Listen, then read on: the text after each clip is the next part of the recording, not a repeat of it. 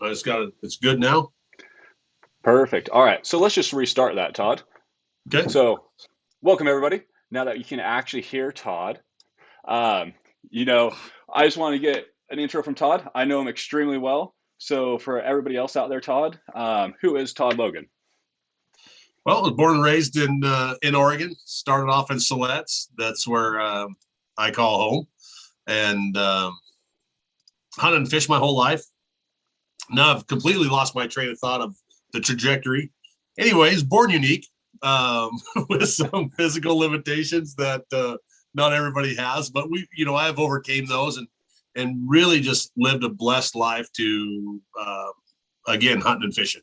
That's been my passion. I grew up doing it, running the river at 5, 6 years old, start off catching trout. And then, you migrate into steeling salmon because we're in the Northwest.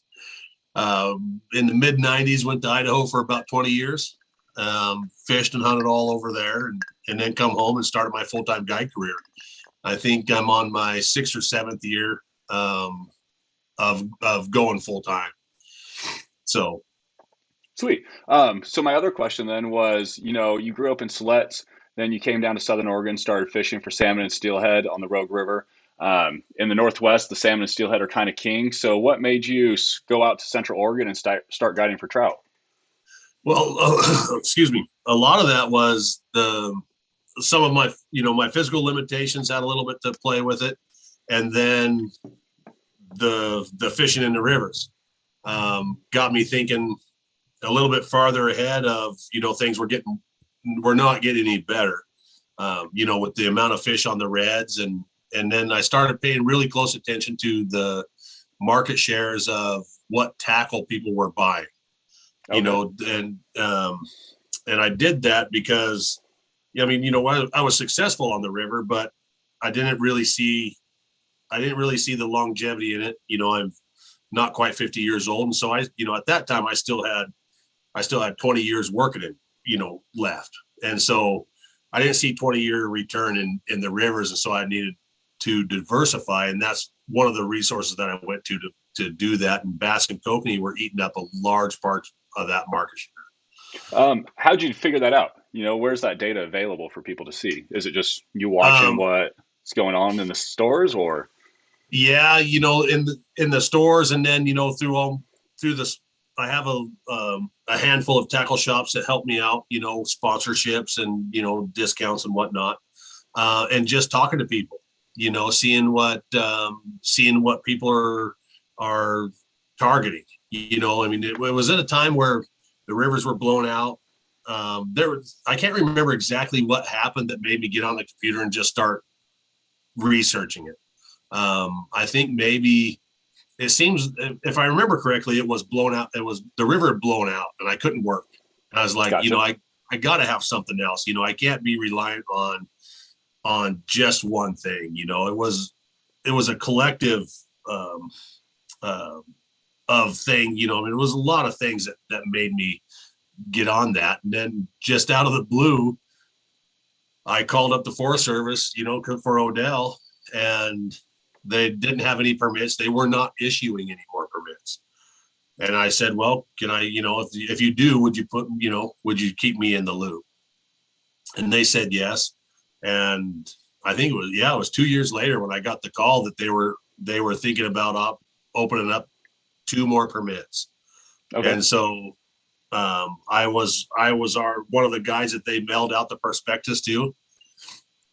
Then I started filling out that paperwork, and like I said last night, I quit 3 times. I mean, and I don't fail lightly, and shy away from a challenge. But I mean, it was more paperwork that it was just, it pulled me completely out of my comfort zone.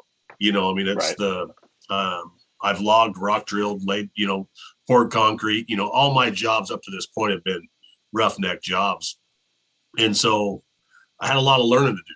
And in doing that, I put it down 3 times, burn it all. I'm not doing this. Anyway, I stuck to it. And man, I'm so glad that I did. I was fortunate enough to be one of the guys that got the opportunity to obtain that permit. And Gotcha. so the first year it was pretty tough. I didn't get my permit until the middle of June, and the season up there is that's right about the middle. That's June's right in the middle of the season. It's going to end. Right there in July. Not end. They just get harder to target during their pre-spawn and whatnot that they're going through. And so I think I'm allowed 200 user days, and a user day is one seat. So on a regular day with 4 people in my boat for up to 8 hours, that is one user day. So that's 4 user days off of my permit. So, Gotcha. if I fill my boat every day, that's what makes it so limited. I only have so many limited days to work up there. The first year, I think I did, and don't quote me on any of these numbers, I'm just going, I didn't pull anything out of my desk or anything, I want to say we did 70, 72 or 74 seats the very first year. Okay. The next year, and so I got to back up a little bit. A year before that, me and you had sat down at a fishing derby and talked, and about getting me to my next level through social media and everything that you do, for fishing guides. And it was a 2-year. It was later that year is when we got together, and you kind of took over my social media stuff, and then Alex Right. Princeton. Alex come up, help me out, and we kind of really learned a lot of it together. So you didn't really know much about lake trout fishing before you jumped in this, or had you done a bunch of research or fished for them? No, I did in McCall, Idaho. I have a Okay. group of buddies that live over there that showed me how to jig for them through the ice. Gotcha. And I do not like ice fishing. I don't like, it freaks me out. I never got comfortable being out there. And so, when they taught me how to jig for them, we used a lot of, not a lot of the jigs that we use now, but I mean, similar. And then Alex come up there and we fished together and really kind of honed our craft to where it is today. Nice. With my little bit of experience, and then, just 2 fishermen being together, kind of just figuring it out. It's just, hey, this is what I think, this is what you think. And we put it all together. And then that year we did not quite 200 seats. And then the next year, we've maxed out our seats every year since, it's been great, man. It's, you've just catapulted us to the, after partnering with you on, taking care of my stuff, my ceiling got higher than what I could have taken it to myself. Yeah, I mean, it's been awesome to watch everything grow for you guys. I mean, you got an amazing fishery over there, so being able to help you out and get that out to the world, that opportunity, it's been a lot of fun. It has been. It's the I asked, I think I meant to ask Colby, what was one of the things that you recognized in your career that made one of the most substantial progresses in your decision making. And I would say it was that realizing that I had reached my ceiling with my talents and my knowledge of everything, and then understanding that I could partner, I could partner with somebody else to help me expand that ceiling. I didn't have to stop there. I Right. think that was one of the biggest learning things, was realizing where you're short, where you come up short, and then let other people be really good at what they do.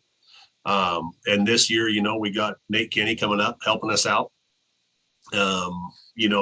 With a cat, he's got a cabin on his boat. And so I would imagine, within another year, nobody will want to fish in me and Alex's open sleds. It's cold. I don't blame him. I mean, it's pretty chilly up there. I mean, even June, middle of summer, it can. I've seen those storms come up, and it can get cold really fast up there. Right. Well, and these guys, I mean, I was just so blessed. I get to go spend 3 months with 2 of my best friends. In a lot of ways, my brothers. We live together. We argue. You can't. I mean, you're almost married. because you spend every minute of every day together. There's no, and so, there's a lot of good, but tensions will rise a little bit. We'll get snarky with each other. And then, it's usually about day 2 or 3 that you get beat. We're always right there. All of us catch about the same amount of fish, but you'll see one guy kind of pull away from the pack for a couple of days. And, you feel like you got to beat him down a little bit, because he catches more fish than you. We just have a lot of fun up there, Nice. and it's beautiful, and so, it makes it really easy to go to work every day when you walk down to the boat ramp or the dock, where our boats are moored up. And, we have that 20 minutes of guide banter in the morning. It's awesome to be able to fish with my family. I really love it. Yeah. So for somebody that's never been with you, I mean, what's it look like when they're going out for a day chasing these kokanee and trophy lake trout with you and your team? What's that day entail? So we start out that first 10 minutes is just instruction, safety stuff. The Forest Service makes us go through, we're equal opportunity. We don't, discriminate against, race, religion, sex, all the normal stuff. There's a pamphlet that we have to do because we are permitted through a Deschutes, a special use permit through the Deschutes National Forest. So you get you get the policies out of the way. And then, we're going to start kokanee fishing right off the bat in the morning because we all have great electronics on our boats. And we can see what those fish are doing in real time. We don't have to, we're never fishing, we're never blind. None of us blind fish. I mean, it's, Gotcha. You don't have a bait in the water hoping a fish sees it. We can see your gear and the fish on our screens. We know there's a fish right there looking at it. And so what we do is we kokanee fish. It might be kokanee trolling or jigging kokanee. It's whatever the conditions deem that morning. And what we're looking for is those lake trout to start acting in a certain manner that we can target them. And then some mornings it's 7 o'clock. I mean, some days, I've seen it go till 9:30 before we transitioned over to lake trout fishing. But it really is up to the client. We sell trophy lake trout trips. So we don't drop in on every fish that we see. We're looking for certain marks. Our whole goal is to get you one over 20 pounds. And the only way we do that is by fishing at 20 plus pound fish. And, you look at that screen enough, you get a real good judge of, unless 2 12 or 14 pounders are swimming together to make themselves look, like a monster. So for somebody that's not familiar with what you're looking at on the screen, what are you looking at to tell those bigger fish apart from the small fish?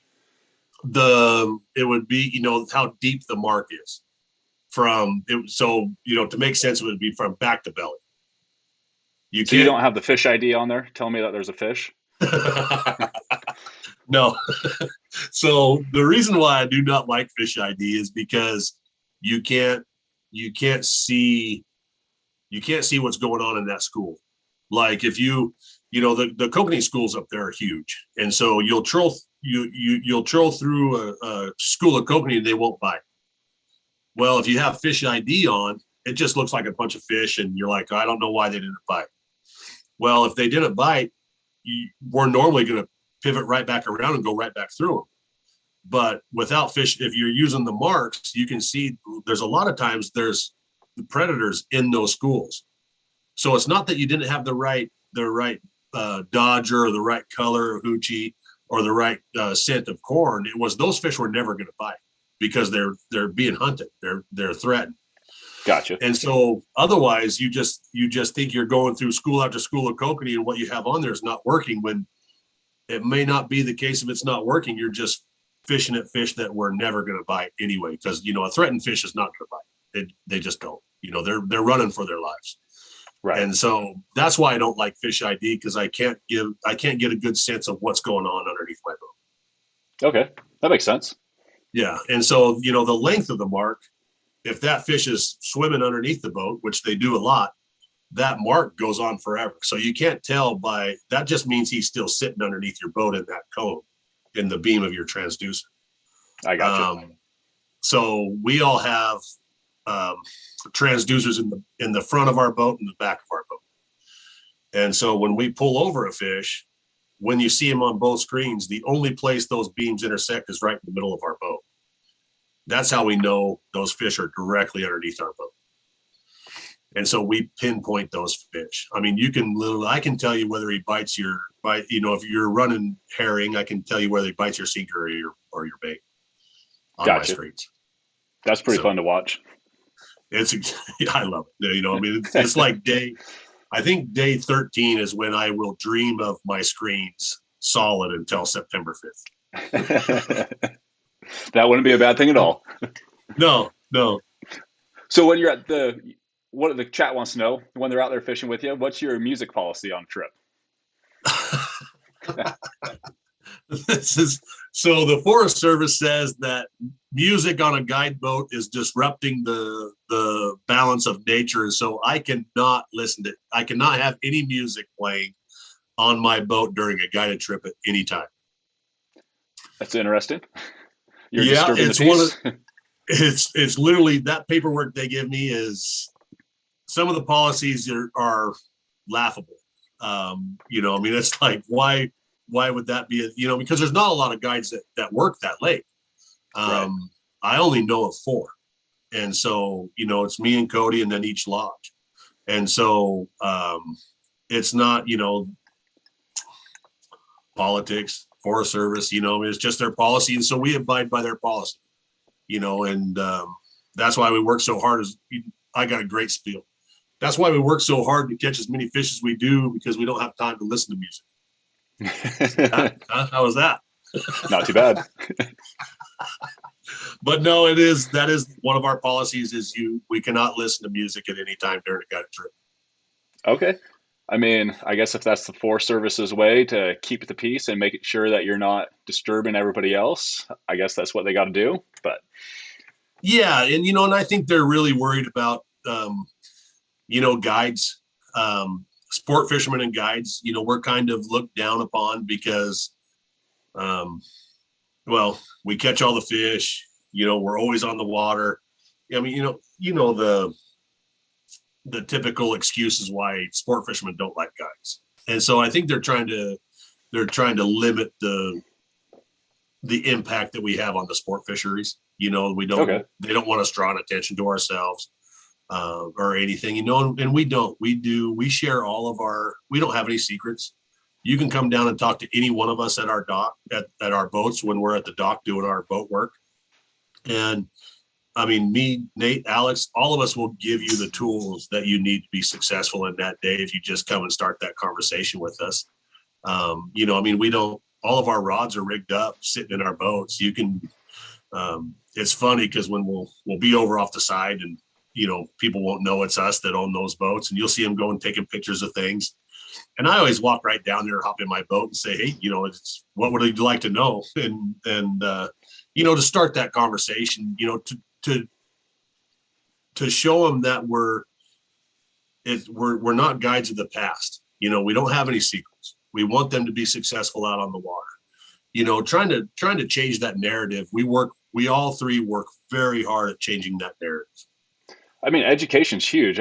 From what I've witnessed, just working with guides on the marketing side, the ones that actually want to teach, that are writing up how to do this, how to do that, making the videos, they're the successful ones. It seems like people appreciate that knowledge, that it gains trust with people. It's just whatever it is about you sharing your knowledge is huge to people. And I mean, you're on the water every day. So right. There's not many people that know more about the fishery than yourself. No. And, like you said, we're literally fishing, every day. And so you get to see the changes in real time. One of the things, we have a joke. There's 2 types of people. There's people that chase the report, and there's people that make the report. The one thing I can tell you about the people that chase it is they are always a day late. And that's just the fisheries change.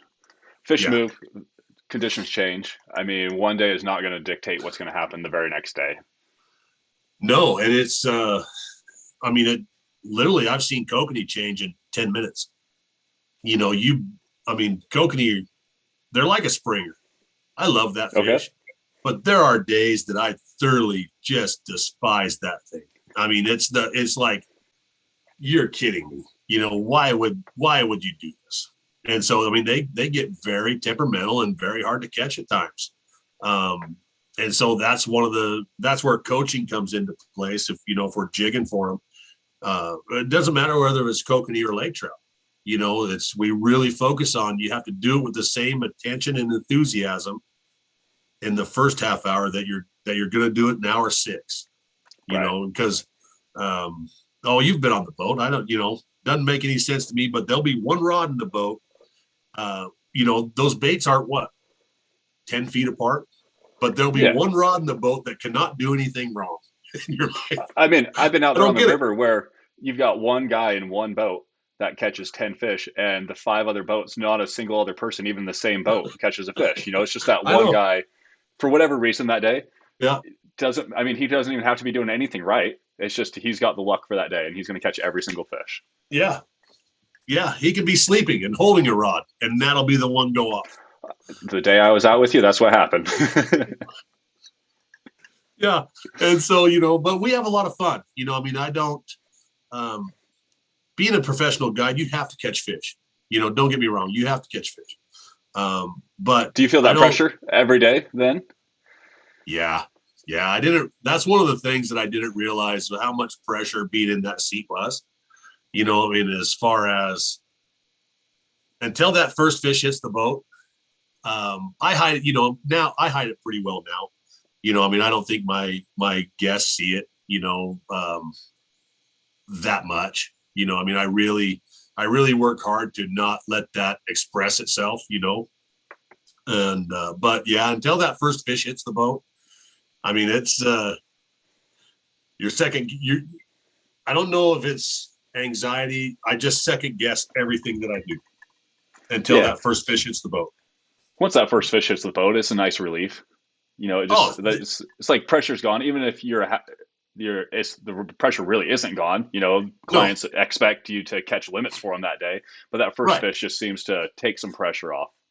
It really does just chop the edge right off of the day off. You're like, okay, because, and you can see it through the whole boat, and so that's why I try not to express it outward, is because, we set the tone for the boat.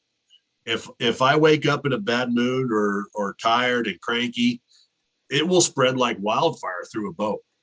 And so, I mean, you really have to be a master of your domain, as far as what you're projecting, right? I mean, because it costs a lot of money to be with us. It does, hands down. You'll never hear me say different. Right. And so we want it to be the trip of a lifetime. That is our whole goal, is to give you the trip of a lifetime. And so all of us, that's why we all work so well together. I fished with both these guys, I mean, for a long time. I mean, I know them very, very well. These guys are my brothers. I trust them with anything. I mean, because when you trust somebody with your clientele, it's a big deal, and we all take it Right. very serious.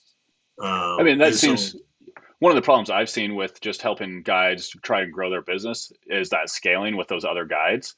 It's hard to gain that trust in somebody. It's hard to know that they're going to give the same quality experience to the customers that you're giving them, that they're not going to try and poach customers. So there's a lot that goes into that. I mean, so how have you grown that trust with those guys that you have on board? How have you scaled up kind of yourself there? we hang out.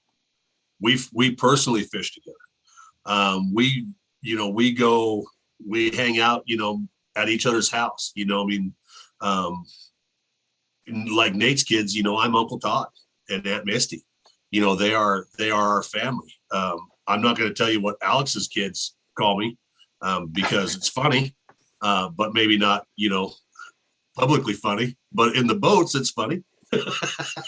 Well, I will say one.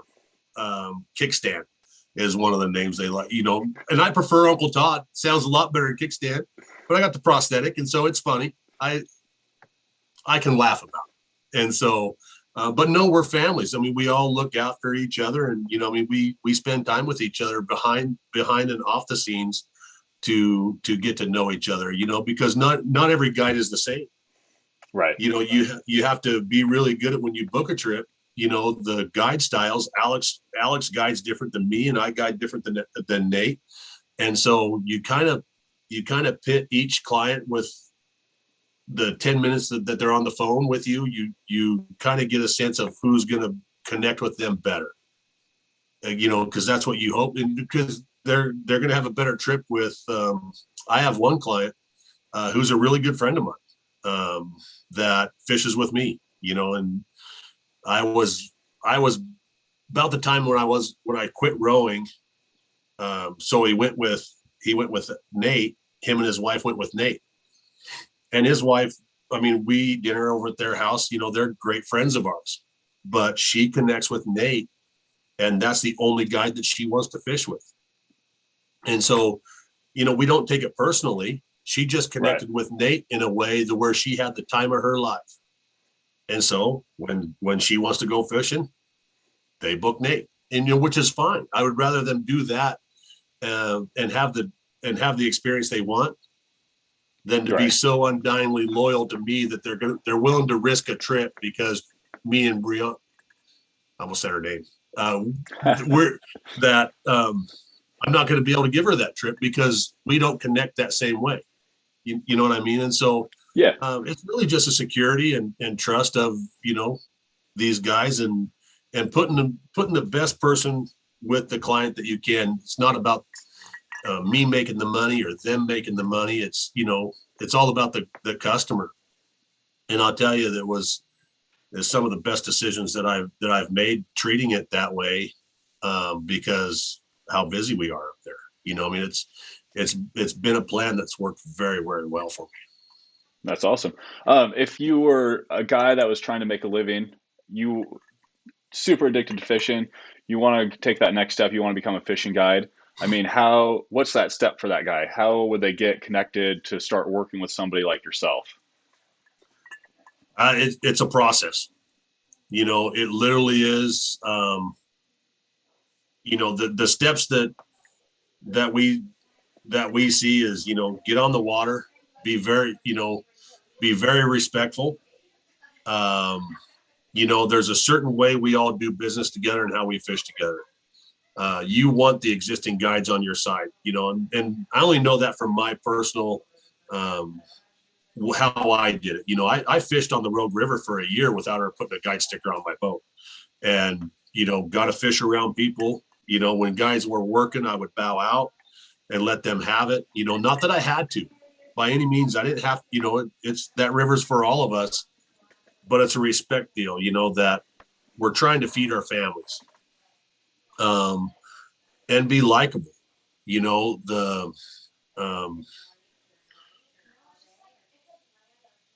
Not to where you're not yourself. Be likable to. You're like how I start my day. I don't anything that I'm dealing with home, life, no matter pain, no matter what. I never let that be expressed outside. I did one day, and you and your guys were the victim of that day.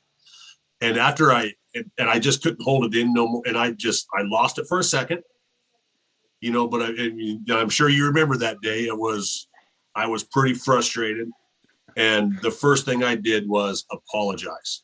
I am, not to you. You're a guide, you get it, but to your customers. Right. I should never have let myself get to that level where your customers seen that side of it. It was just that day. And so, I apologize to everybody. Hey, I am sorry. And if you give me just a split second, I'll tell you why this happened. Well, I'd lost 20 some salmon in a row. Right. I just couldn't get them landed in that hole. And so, see, I mean, when I remember the incident, to me, it was just kind of funny, because I knew what was going on with you. I knew that you'd lost pretty much every fish for the last few days. So when, you kind of blew up like that, it's like, okay, guys, this is what's happened. So I could give them that backstory, but at least I knew that backstory. If somebody was out there that didn't know, they could think, hey, this guy is crazy. He's a hothead or whatever they could assume from that. But, hey, yeah, he just lost, he's caught 1 out of 20 fish in the last 3 days. He's just a little frustrated right now. And then they can laugh about it. Yeah, no, it was that bad. But, I think that stuff has to happen, because what I learned from that experience, and what I seen of my client in the boat that day, of me losing it, of I devastated for no I devastated him with no real reason. It didn't change the outcome of what happened. And so what I took away from that day was, now when you see me lose a fish, I'm high five.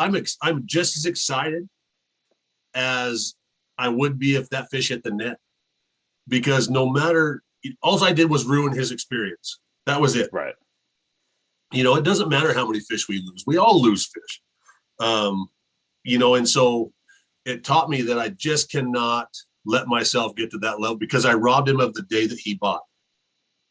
You know what I mean? Yeah. And so now, as soon as somebody loses a fish, the first question they ask is, what did I do wrong? I said, absolutely nothing. I lose fish, you lose fish. Some days they win, some days we win. But we high five, we woohoo, and we got close, and we're going to get the next one.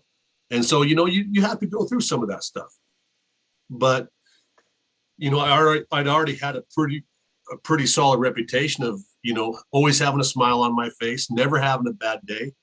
And so, you kind of try to rely on some of that previous experience to get you out of those things, because I should never have done that. I mean, it's just not something that I allow myself to do. It was just a weak moment, frustrated, I don't know. I got, how many excuses are you willing to listen to before I get it? Right. Yeah. So, I mean, So, it sounds like what you're saying is, it just kind of takes experience for guys. You got to get out there and go through those situations. and so, but I mean, I'd fished around you guys for a while. And so, back to your question, a guide trying to make it, get a boat, fish, do it ethically, do it respectfully, and talk to us at the boat ramp. I mean, we're all tired. I mean, the guys that are doing it for a living are on the water every day. Those guys are It's tired. exhausted. It is. And, they're going to have once your clients get away from you, you get back to what I call 2:00 Todd. There's a stern look. You don't want to talk to me, but come up and introduce yourself. Any reputable guide will treat you with respect, because that's how we act in public. There are guides out there that probably should quit guiding because they're just not happy at any time of the day. And so, You get burnt out. I'm just talking about reputable guides. None of us are just going to shrug you off and not shake your hand and introduce ourselves. And then if somebody says, hey, you can call me anytime, perfect. Get your phone out. Can I have your number?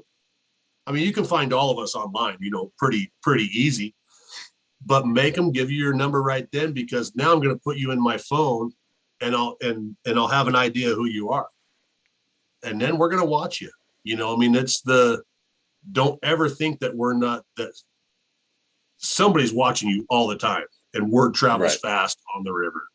It's definitely a small community. I mean, that's, Phil was talking about that last night with us. Yeah. I mean, word gets around. It doesn't matter who you're around. Everybody's going to kind of hear about what happened. So you just want to it seems like you want to set that reputation as you were that good guy, rather than you're having problems. And sometimes, guys create problems out of thin air, it seems like.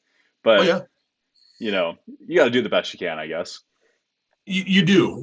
And, but the thing is, reach out, don't just put all your cards in one guide, one mature older guide, spread it out, get to know everybody, I mean, because that's the more you get to know everybody, and then fish every day. I don't care if you have clients in the boat or not. If it's just you, put your dog in the front seat, go every minute of every day that you have open, be on the water, because that drive is what we're looking for. That is a big part of who, I mean, right now we're looking for we got our eyes on a couple young guys coming up. We're looking for another guy to kind of take some of the load off of us. And so, it's that drive, that work ethic. I'm going to look in your boat. I'm going to see how dirty it is. I'm going to look at your gear. I'm going to see how you operate inside your office, which is your boat. It's an extension of who you are. If there's a bunch of beer cans and chew cans and, garbage in it, I'm still going to be nice to you and befriend you. I mean, I meet a lot of nice guys. Some people are just dirty, there's, we've all gotten into those boats where you're like, I don't know if there's a dead herring in here or what, but and in all honesty, I had the stinky boat one day. I had no idea. I have, my allergies. And so Alex was upriver and you see his clients going, my God, what is that? Well, the next morning we're all working together again. He's like, dude, that's your boat. Hey, your clients that first day didn't tell you? They couldn't smell No, I mean, they're just, but I only fish with really nice people. And so why would you say, Todd, you have the stinky boat? But dude, my boat smelled so bad. Nobody would fish in the same hole with me. They're all like, no, you gotta get away from that guy. I guess if your clients can put up with it, that's actually a good way to get the holes for yourself, probably. Yeah. And so, just little things like that is we're not expecting to have, all the stuff that we have, but cleanliness is a big part of what I look for anyway. And then, like I said, introduce yourself. A new guide last year. Oh, this kid was one of his best friends was my neighbor in Shady Cove, and he reached out to me, and he's like, "Hey, what advice do you have?" It literally is that simple, just reach out and don't take no, don't take no for an answer. It's what can I do, and then Yeah. So, if you are that new guy, say you're not even guiding yet, how long is it going to take you to build up that clientele? Are you going to have to be working for other people for a while? What's that look like? I know when I started, it was part-time working for other guys quite a bit. And it took me about 5 years before I was actually out on my own, pretty much by myself with my own clientele. It's been a few years since I've been out of the game. What's that look like today? Today, I would say you're going to be, yes, 5 or 6 years. I was very fortunate. I had my sponsors, Willie Boats. I can't thank Willie Boats enough. They are my family.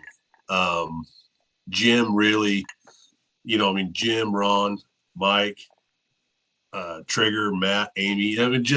It's a family down there in that shop. And when I met them, it catapulted me a little bit farther, a little bit quicker because I had them on my side.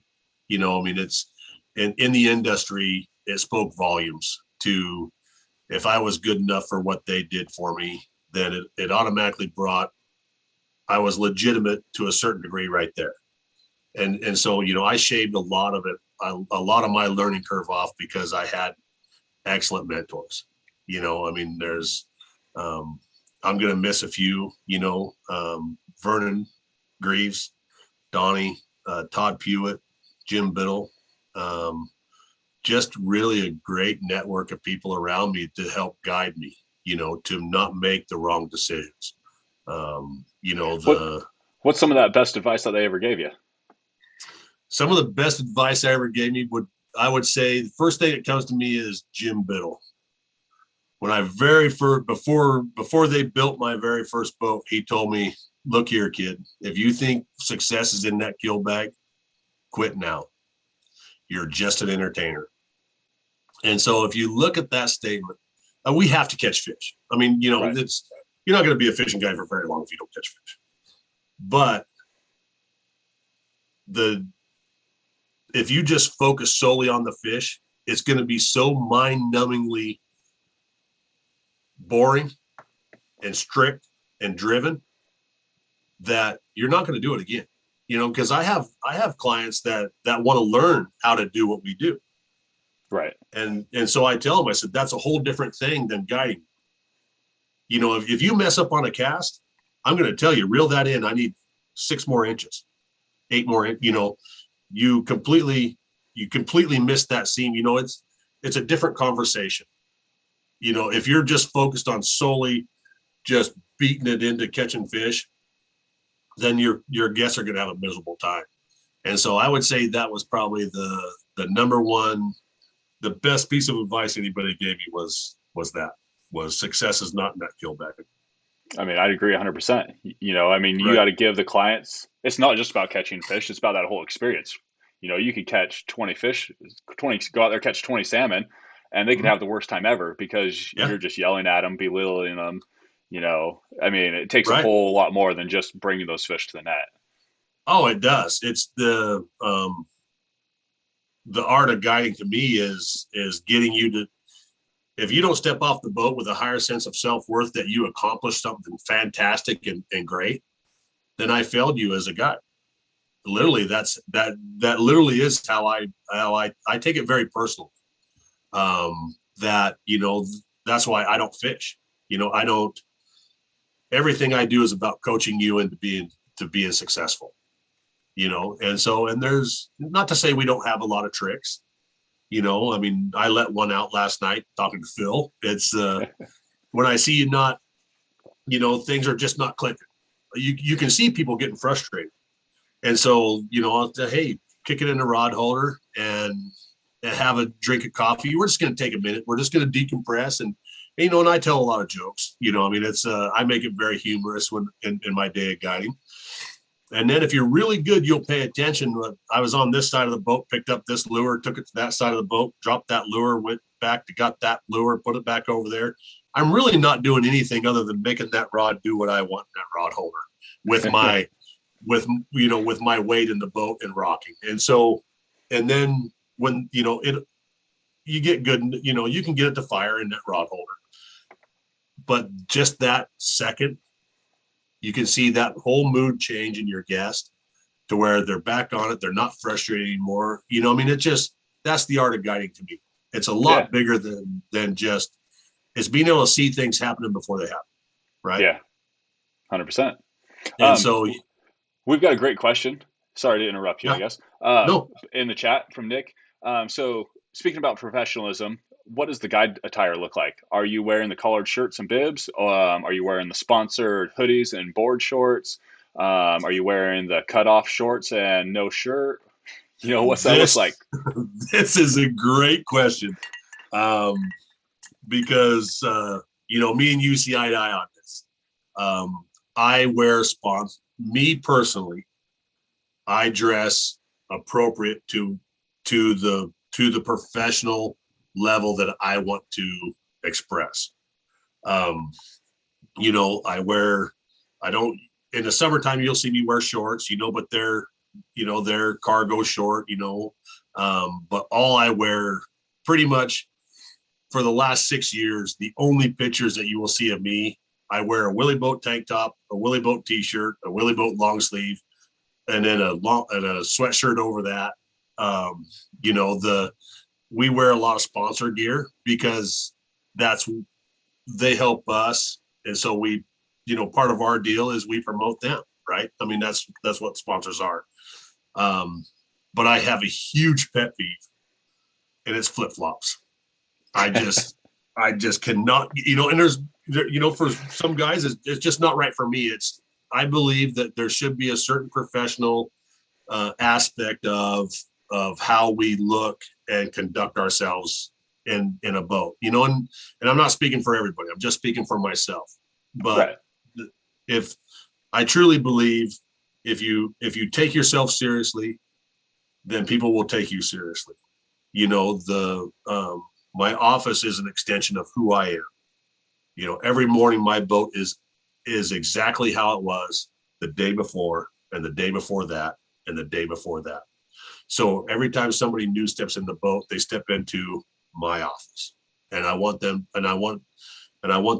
to be treated the same way and be comfortable and know that, it's clean. It's not, I don't like filth. Last year, during the COVID, I had the COVID beard.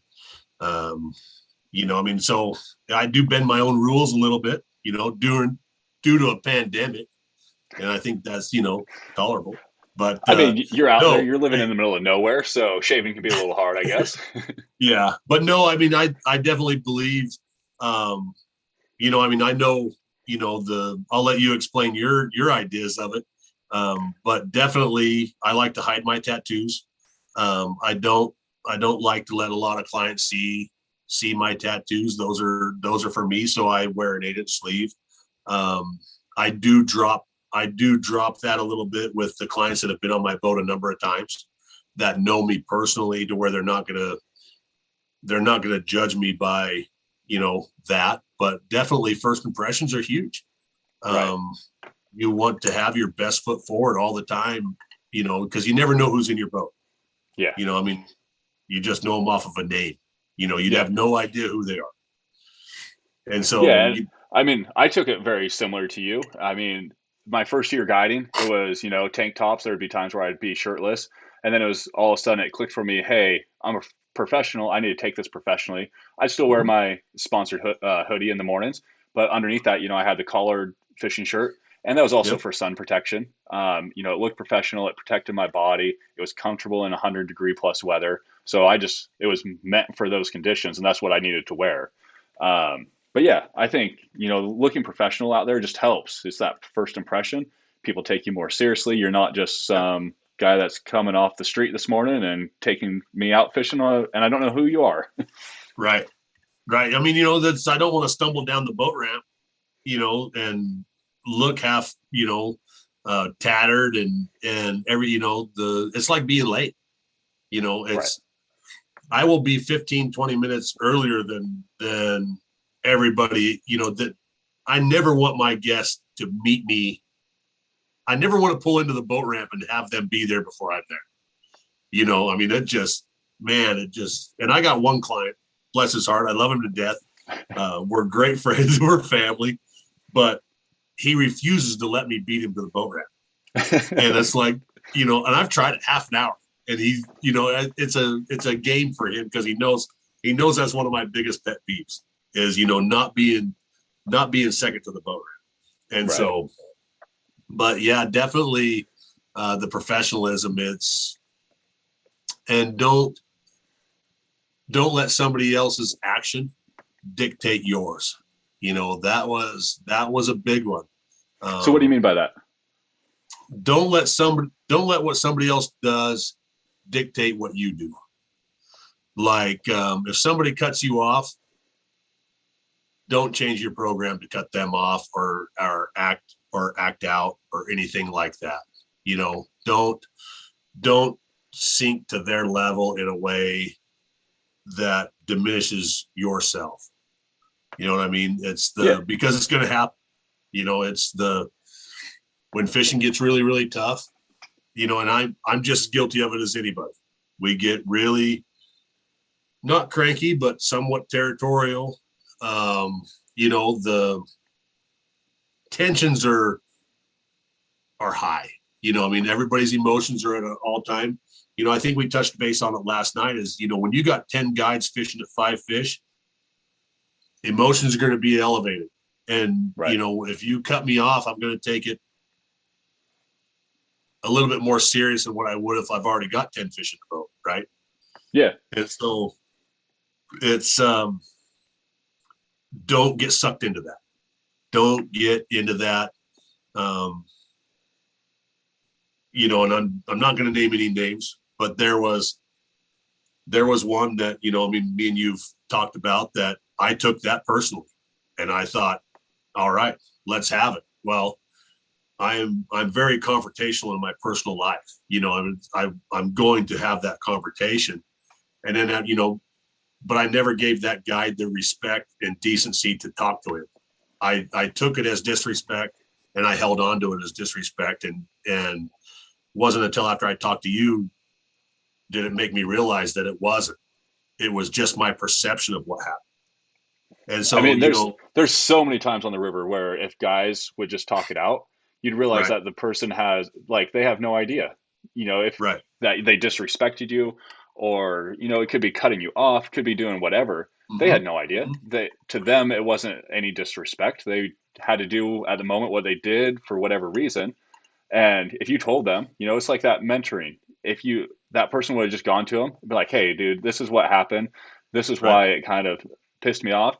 Next time, this is what you can change about it." Rather than, I've seen guys pull guns out on people on the river. That's not the way that you go about it. That's not how you tell another guide that this is not what you should do. You got to do it in a respectful way. You got to try and mentor them, especially if you're the more experienced guide. Teach that person. Yeah, exactly. It's if you're not teaching somebody how to be better, then you're part of the problem.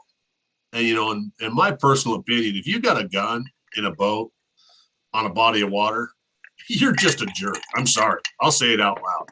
It's why in the world would you need a gun on a body of, what do you think is going to happen out there? That You're bear's going to swim literally, across the river and get you.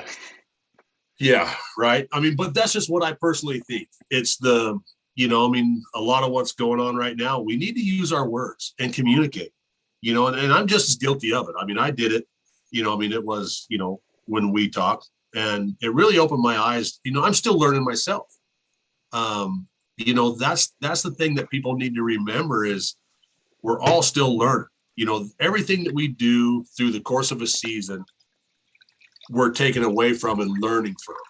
You're never just arrived and you're there. There's great fishermen all over this state. And there's a lot of guys that I really, really enjoy being around. And I've met these guys twice. I may text them once every 3 years, but you're in that fold. I think I said it last night, when I first went over to Gold Beach with my power boat when I first got it and had my family in the boat. I'd maybe met Josh Terry, talked to him one time at the Umpqua Derby, and I think maybe one other time than that. And, and he texted me and said, "Hey, just get in there, hook a fish, pitch it sideways."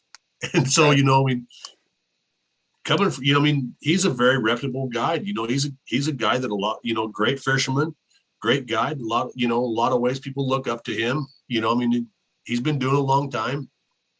Just having that reassurance, I guess, gave me all the confidence in the world. And so marched right in there, and we had a great 4 days. It was awesome. But had he not extended that olive, that branch, I don't know if I would have done it the same way, in all honesty. I just, and so Right. having those guys, those more mature, experienced guys behind you means all the different, because they're going to go to bat for you as well. When you're new on the water, people are looking to push you off the water. I mean, let's be honest. 100%. You're just one less guy I got to worry about. I mean, that's the mentality, and it's and so by having those guys mentor you, you'll get automatically accepted in a lot of ways that otherwise wouldn't be possible, if that makes sense. Yeah, for sure. We've got a great question in chat. When you start, should you pour everything into new and good gear, or is that not as important? Absolutely. Yes, you should For pour everything into it. for me personally, yes, because it's gonna. This is gonna sound bad. I don't know how to put the words to this to where it don't sound bad. Let's hear Um, it. yes, you want good gear, because if I hire you and reels break, rods break, don't get me wrong, but if I hire you and the reel breaks in the first 2 cranks of that reel, what did I buy? I mean, I could have went down and done that. Almost everybody I fish, they're not going to expend. They're not going to. They're not going to spend the money that it takes to do what we do. And so one of the things they're buying is to be able to have that $600-700 setup in their hand. I mean, Yeah, I'm not saying you have to have how many I got, because I have an addiction that's beyond, everybody will I've tell seen your you, garage. yeah, I'm ridiculous. But, but definitely definitely start out with good gear. I mean, it's just the cost of doing business. I mean, you don't have to have 6 side drifting rods, but have 2, at least have 1 for each. And then, your backup can be whatever it is. Right. Because, I mean, if the good gear breaks, it is what it is, and I'm not saying good gear isn't, $1,000 rod and a $700 reel. It's the best rod and reel to do what you're doing. And so definitely invest into good gear. You're going to see the bites better. They're going to be able to feel the bites better. And then you don't got to worry about your drags locking up and it's going to cost you fish. There's only one person that loses fish in a guide boat. That's the guide. And so, yes, I think that's very important. Have good quality gear, but there's no real dollar figure to that either. Right. I mean, when I started out, it was a hodgepodge mix. It was the boat that I had. It was all the gear that I had. But I also didn't go into it with that business and investing knowledge. And I think that's huge for guys starting out. You have to understand how to run a business. You have to understand how to take out debt responsibly. And, you have to realize how you can invest in yourself. And that's something I hadn't seen really. I see the top end guides when I started running all the same gear, running that top end stuff. But I thought that was a point that you worked yourself up to. I didn't realize that it should be viewed more as a business investment. You take that loan out, you get that gear, and that just gives you, I mean, like you said, it helps the clients out when they come with you. It automatically earns you that respect. They're using that top quality gear so that they know that their day is going to go as well as possible, and that there's not going to be, this rod's not going to break, that ore from 1950 isn't going to break on you, that motor is not going to break down, whatever it may be. Right, exactly. And I think it goes even beyond that. It shows a level of commitment. This is how much I believe in what I'm doing. You know what I mean? It sends a different message than, I mean, we all did what we had to do, to get to where we are, but going into it, if I was going to do it again, I would definitely go right to the good gear, like you said, I would run it as a business. It's not a hobby. You make this transition, it is a business. Do you think gear is more important or the boat? Gear. Okay. Long as that boat floats me down there. I mean, you look at all of our drift boats, you can go buy a new boat today. At the end of a season, when you're on the water every day, it looks no different than the boat that you had that's 15 years old. I mean, right. You look at a 1990 drift boat, looks identical to 2020 wheelie drift boat. I mean, there's the only difference is one's shiny, one's not. Right. And with a drift boat, I would agree 100% on that. The one thing I would add is if it's motorboat, you need something reliable for that Yeah. engine. You can't be out there and hoping that it's going to start up every day. You can't be No. wondering when it's going to break down on you. You have to have that reliable transportation to and from, the boat dock. Yeah, I was just looking at from the drift boat side. Power boat side, absolutely. I replace the impellers in my main motor and my kicker every year. Excuse me. And not because I have to, but because I cannot afford a failure. Not to say that my motors won't fail me. I'm just saying I try to curb that at every junction that I can. So one thing I know.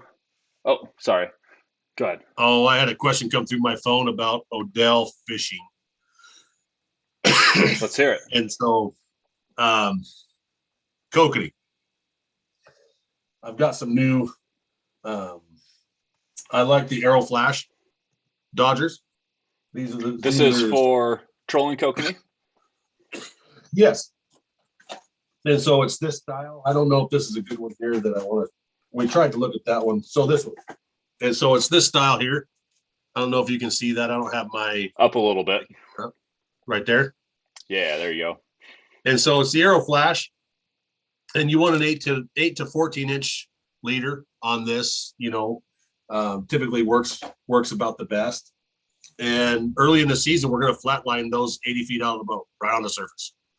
All those fish are way up top. And so, that's no downriggers needed? Not at the beginning of the season. I mean, that's all pretty much, you can use them. I just don't see the need to, it's a lot of. What's that time frame of beginning of the season? Like, so what, it opens April 22nd, I believe, till when? We'll probably start using our downriggers that Memorial Day, end of May. Okay. Is when, but the jigging, the kokanee jigging and the surface trolling work just about as best as anything. And so, but again, every year's different. Last year, it took the lake a week to turn over completely. And so that monkeyed with the bite and everything, and it just threw everything off. And so it was a fight last year, but we were still able to capitalize on the fish that did want to play. So, nice. And outside of that, I mean, pretty much, kokanee, I start every day with 4 different things on 4 different rods. I mean, that's just kokanee, and we have our standbys that we all use. Like I said, I like the action of the Arrow Flash Dodgers. They are my preferred. That's about what you only see on my rods. And so and what are you running behind those? What's that? What are you running behind those Dodgers? I like I think it's the Fast Limit by Yakima Bait is the one that I prefer. And then there's another one, with the Plankton, and I cannot, I'm sorry, but I can't remember who makes that. But it's just a little pink hoochie, got the little pink squid jig on it. Are you tipping those things with corn? Yeah. And so I'm old school. I like corn and tuna, bumblebee tuna and oil. So I take 1 can of shoot bait corn, 1 can of bumblebee tuna and oil, dump it in there. It will last me for 4 to 5 days. I've played around with some shrimp and some garlic. I just never really, we have it all on the boat. So, there's days that we use it. But once you have the electronics and understand if those fish bit or didn't bite because they didn't want to, makes, it's a lot easier to pinpoint on what's going on. But our preferred way, we don't like to troll anything.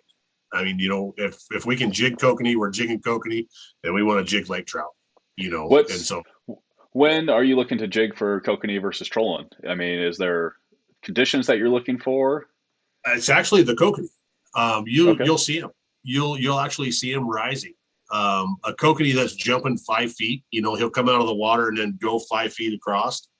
That fish, he's not feeding. That fish is running for its life. So don't spend any time trying to catch that fish because he's not going to bite anyway.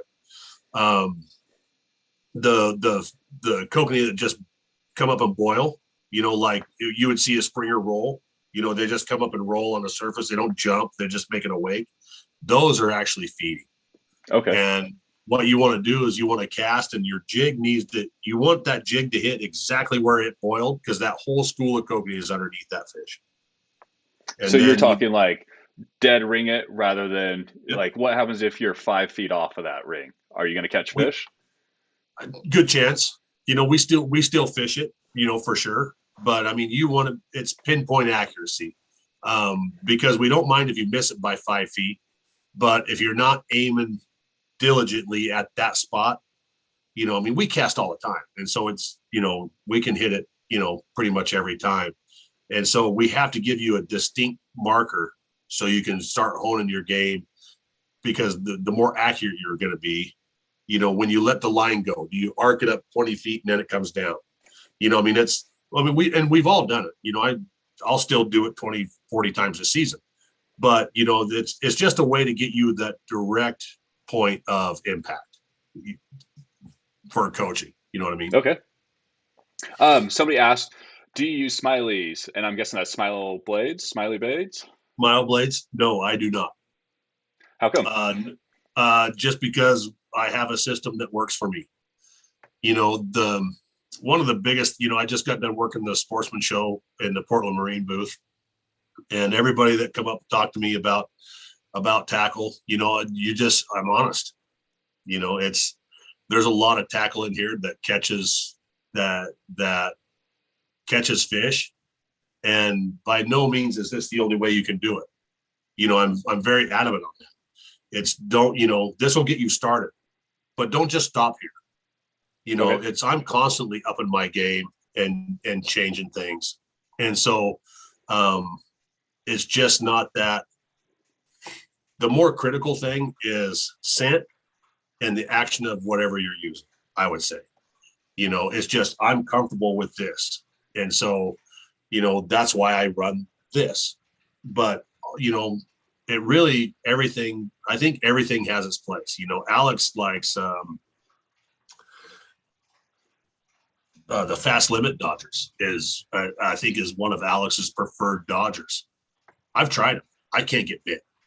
And, and so I have more money than what I should have in those damn Dodgers, and I don't use them anymore. And so because however I'm running them, I'm not productive. Huh. And so, Must be, is it speed or something maybe? It could be speed. It could be leader length. Alex can't see very far past his beard. And so when he tells you, it's this much leader, it might not be, it's hard to trust what he says. And so, but no, it's whatever, it's got to be speed or leader length. It has to be. And then, how close his sinker is to the Dodger, because the closer your sinker is to the Dodger, it dampens that Dodger action. Right. And so, this year I invested into the kokanee bumper. It's a 24-inch strand of titanium wire. And so I'll be able to get that sinker farther away from that Dodger and let it move more instead of being, having it 6 feet out. Everything that you do changes. Like, do you use two pieces of, I only use one kernel of corn per hook. That's it. You want to use as little weight as you can, because if you put, everybody wants to load up the hooks with corn because it's better. It's not. It actually dampens the action of your squid jig to the point to where it's just trolling flat. Huh. And they want it, they want it whipping through the water. Okay. So, that's good to know. Yep. So let's talk a little bit about, you're more known for the trophy lake trout up there. You said that you mainly jig for them. What's that setup kind of look like? We use, if we're using bait, we're mooching. And what that means is we got about a 5-foot leader tied to a set of tandem hooks to a banana sinker. And the banana sinker is dictated what weight we use. We primarily never use anything less than 4 ounces, just because it makes it easy for the user. If you're not used to using the gear that we use, that heavier weight is more direct and when you're sinking it, you have to put your thumb on the spool. If you're using 1 ounce or 2 ounce, it's a lot like back bouncing. You gotta know what's going on down there, because you really can't feel it at times. Gotcha. And so it's just an easier way for our guests to know what's going on with the rod. And then we hook. We use green label herring is probably our preferred bait. But we will run up to black label. There's certain days they want that huge bait. And then other than that, we're using Bondi baits, tube jigs. I can't, that one that Cody and Alex had last year, I couldn't get bit on it, and that's again, it's all the action, I can hold my own with these guys. We all fish the same way, but man, they got fish on those, and I can't remember what they were. They're some little shad wrap with the lead. It's a paperweight to me. Alex took mine because I couldn't get bit on it. But they had great success on it. It's just, I think a lot more of it is confidence, gotcha. Confidence and knowing. The hardest part is you have to be able to feel 4 ounces become 2 ounces, because everybody comes from steelhead and salmon. That's where all of our expertise is. And so they're waiting for that. Well, that's how they eat bait. They chew on it and all that. But a jig, because you got to imagine, so they're sitting with underneath the bait, and your jig's here, and it's going down, and they'll always take it on the down. A lot of times they just open their mouth, and that jig falls in their mouth. And so all you will see is your braided line either pile up on the surface of the lake, or you'll feel that 4 ounces become a lot lighter than what it was just a split second ago. And that's him. And if So you, it's almost like you're hitting bottom, but you're not actually on bottom. yeah, it's softer than bottom, almost like you're in, like where you're back bouncing out of the gravel and you hit that first little bit of sand. Right. It's you're kind of like, oh, it's just that different. Okay. I tell my guys, if it does anything other than what you know it to do, that's him. It literally is. If something feels weird, that's him. And so, And that's with the hardware over the bait. Is the yeah, bait bite different then? the bait bite's way different. The bait bite is there is no second guessing that he just put that in his mouth. I mean, it is, well, they are on it. But some days they don't want bait. They want something that moves a little bit faster. We get the luxury of seeing it real time.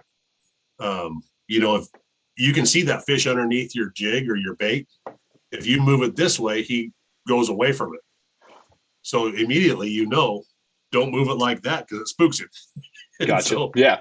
And so then you hone your technique to that fish. And then, the next time we drop in, it'll be completely different. So, that's one of the advantages of having the electronics that we have is you get to see it in real time. And then once they leave, we leave. We go find new fish. Are you ever trolling for them? We do. I absolutely despise. Last year, we had to troll for them almost all season. And it really was tough. Because we promote jigging for them. That's what we do. But they didn't want to play. You couldn't get them to fire. They would not. They never stopped moving last year. It was really weird. It's the first time they'd done that. Huh. Normally they're more stationary, and so once we did get them to slow down, and be more stationary, then we were able to capitalize on it. But we really had to relearn a lot last year. It was a trying year for all of us. So going up this year, you're pretty much going to be experimenting between jigging and trolling, or you have a game plan going into it? Yeah, we know now.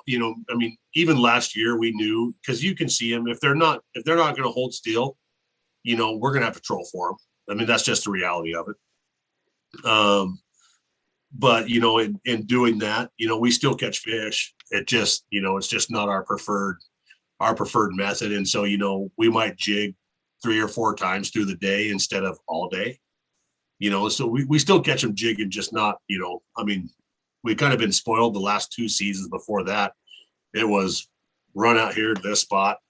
And that's the funny thing is, it's not that big a lake. Everybody knows our boats. Everybody knows where we fish, and they make jokes. Oh, we got your spot. And you're like, we can do this all over this lake. We literally are fishing here because nobody was here. Gotcha. That's the biggest thing that a lot of the people that fish up there don't understand is we're fishing away from people more than we're fishing. Our techniques we've got it down now to where we can get those fish pretty much where we want them.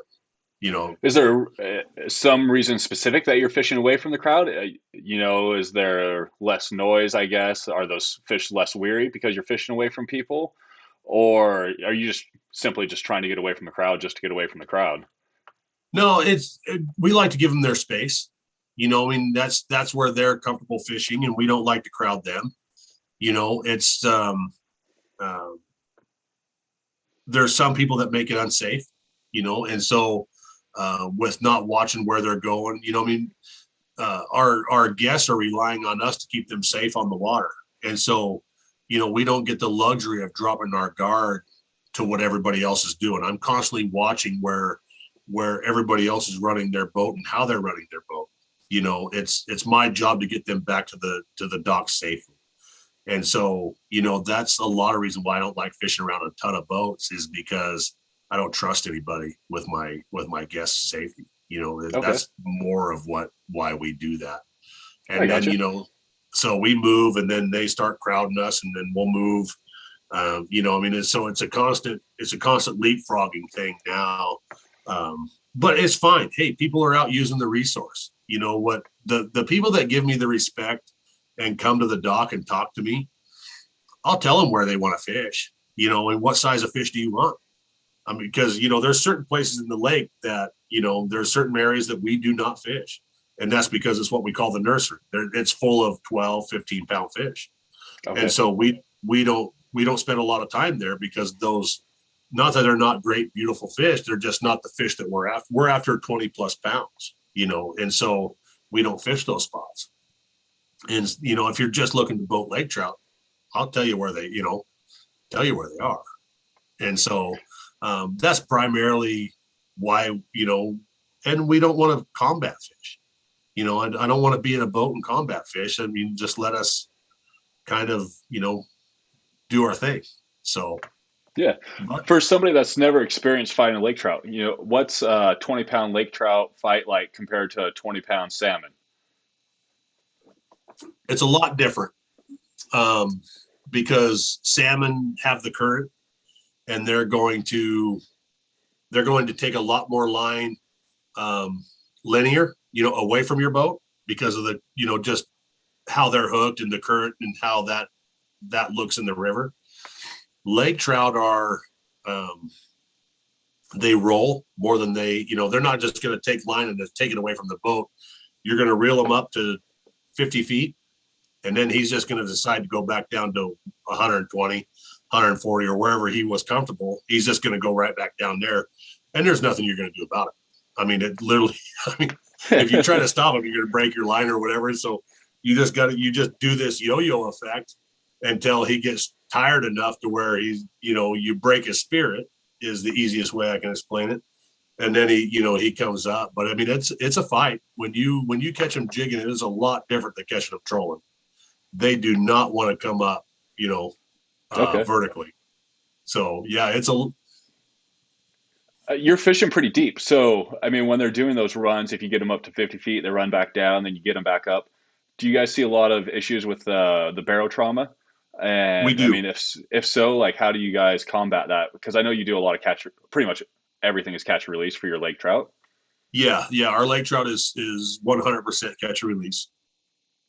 This season, we changed it from last season. And so what we like to do is we like to hang them at 60 feet, where you're just, you can see it on we have line counting reels. And so you can see on your reel that it's 60 feet deep, but you can also see the fish on your screen, and he's 60 feet deep. And so we like to let them hang out there and then get normalized. They'll burp, and you can see those bubbles come up in the water column. Then we'll have you reel them up another 30 feet, and then pause again. You want to let them burp about every atmosphere at that level. Because when they barrel trauma start floating, we can see it in the rod tip. And so the second I see him floating, then I make you pause for a couple seconds.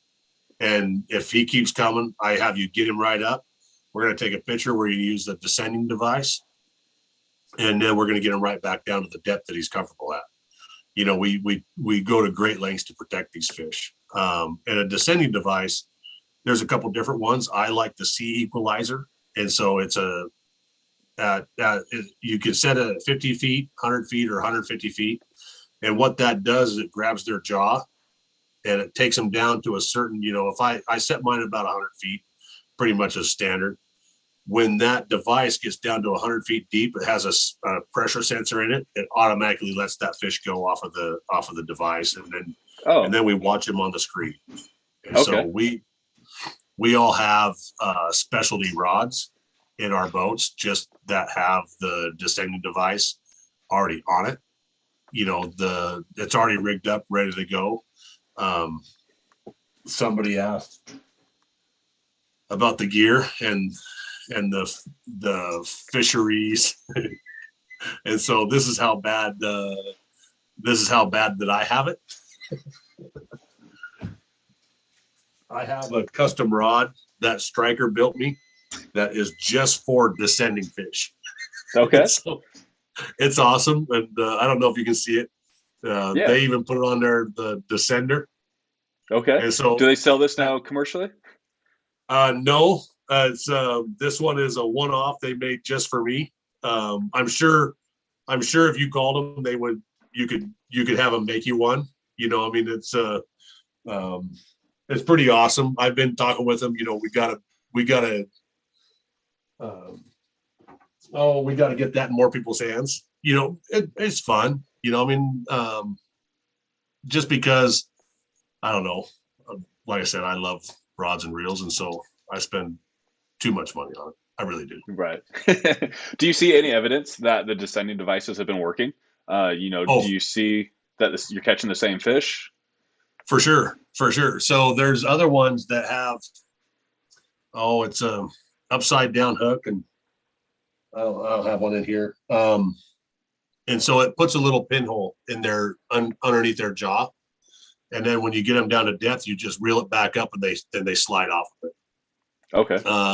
And then there's some lake trout that have pretty distinct marks, and we catch a lot of fish, and you can definitely tell. So once we get to an area and we're starting to see, we're like, man, we've really hammered these fish. We're catching a lot of the same fish, and so we'll leave that area alone for a little while, let them kind of renormalize, so that we're not putting them under. You don't want to put a fish under stress after stress after stress after stress, because that's what kills a lot of fish is that stress. Right. So, I mean, a lot of the fisheries here, especially the salmon and steelhead fisheries, there's a lot of debate about catching and keeping fish. A lot of people feel like that is an opportunity that they must have is to kill those fish when they go out on a trip. You've kind of built your whole fishing now on catch and release fishing. Um, what's that look like? And I mean, a lot of guys would tell you that you can't book trips if you're just catch and releasing fish. So how have you built a successful business around that? well, we have a couple things going for us. One, the trophy lake trout is just no good to eat. I mean, it literally is just fun to catch. And so, that makes that a pretty easy sell. If people want to eat fish, they want to eat kokanee. Kokanee is probably one of my favorite fish to eat. They're so light and delicate and perfect for the table. But a lot of reason is the age. Those trophy fish are 30 plus years old. And so, any 30 plus year old fish isn't going to be good to eat. I mean, it's just not, they're just the way that it is. And so, salmon and steelhead, I'm just going to bring it up. You can kill wild steelhead in our river right now. Yeah. And I personally do not agree with it.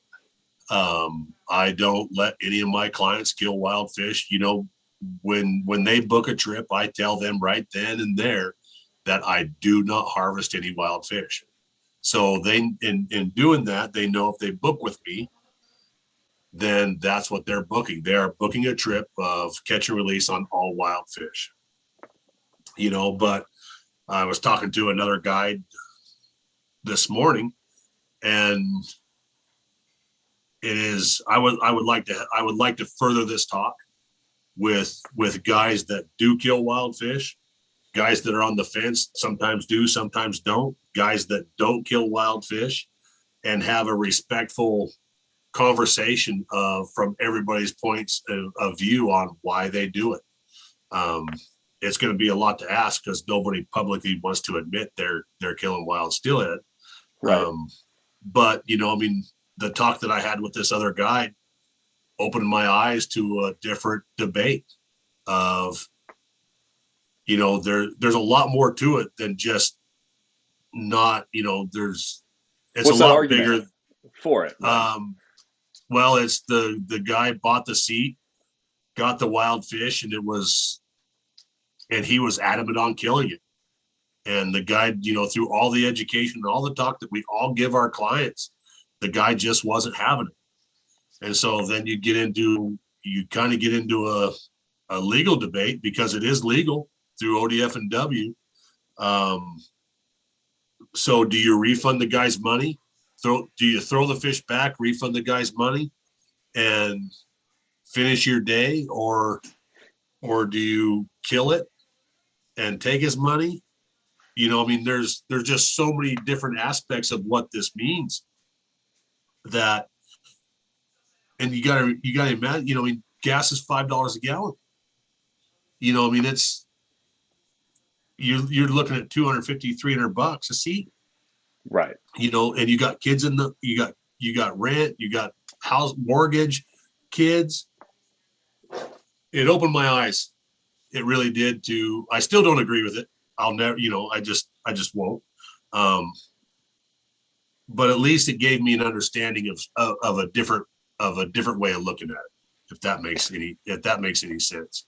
Yeah. And so, I mean, if we the wild steelhead harvest is a big debate here in Southern Oregon. A lot of Right. guys, I feel like, are for it because it creates more opportunity.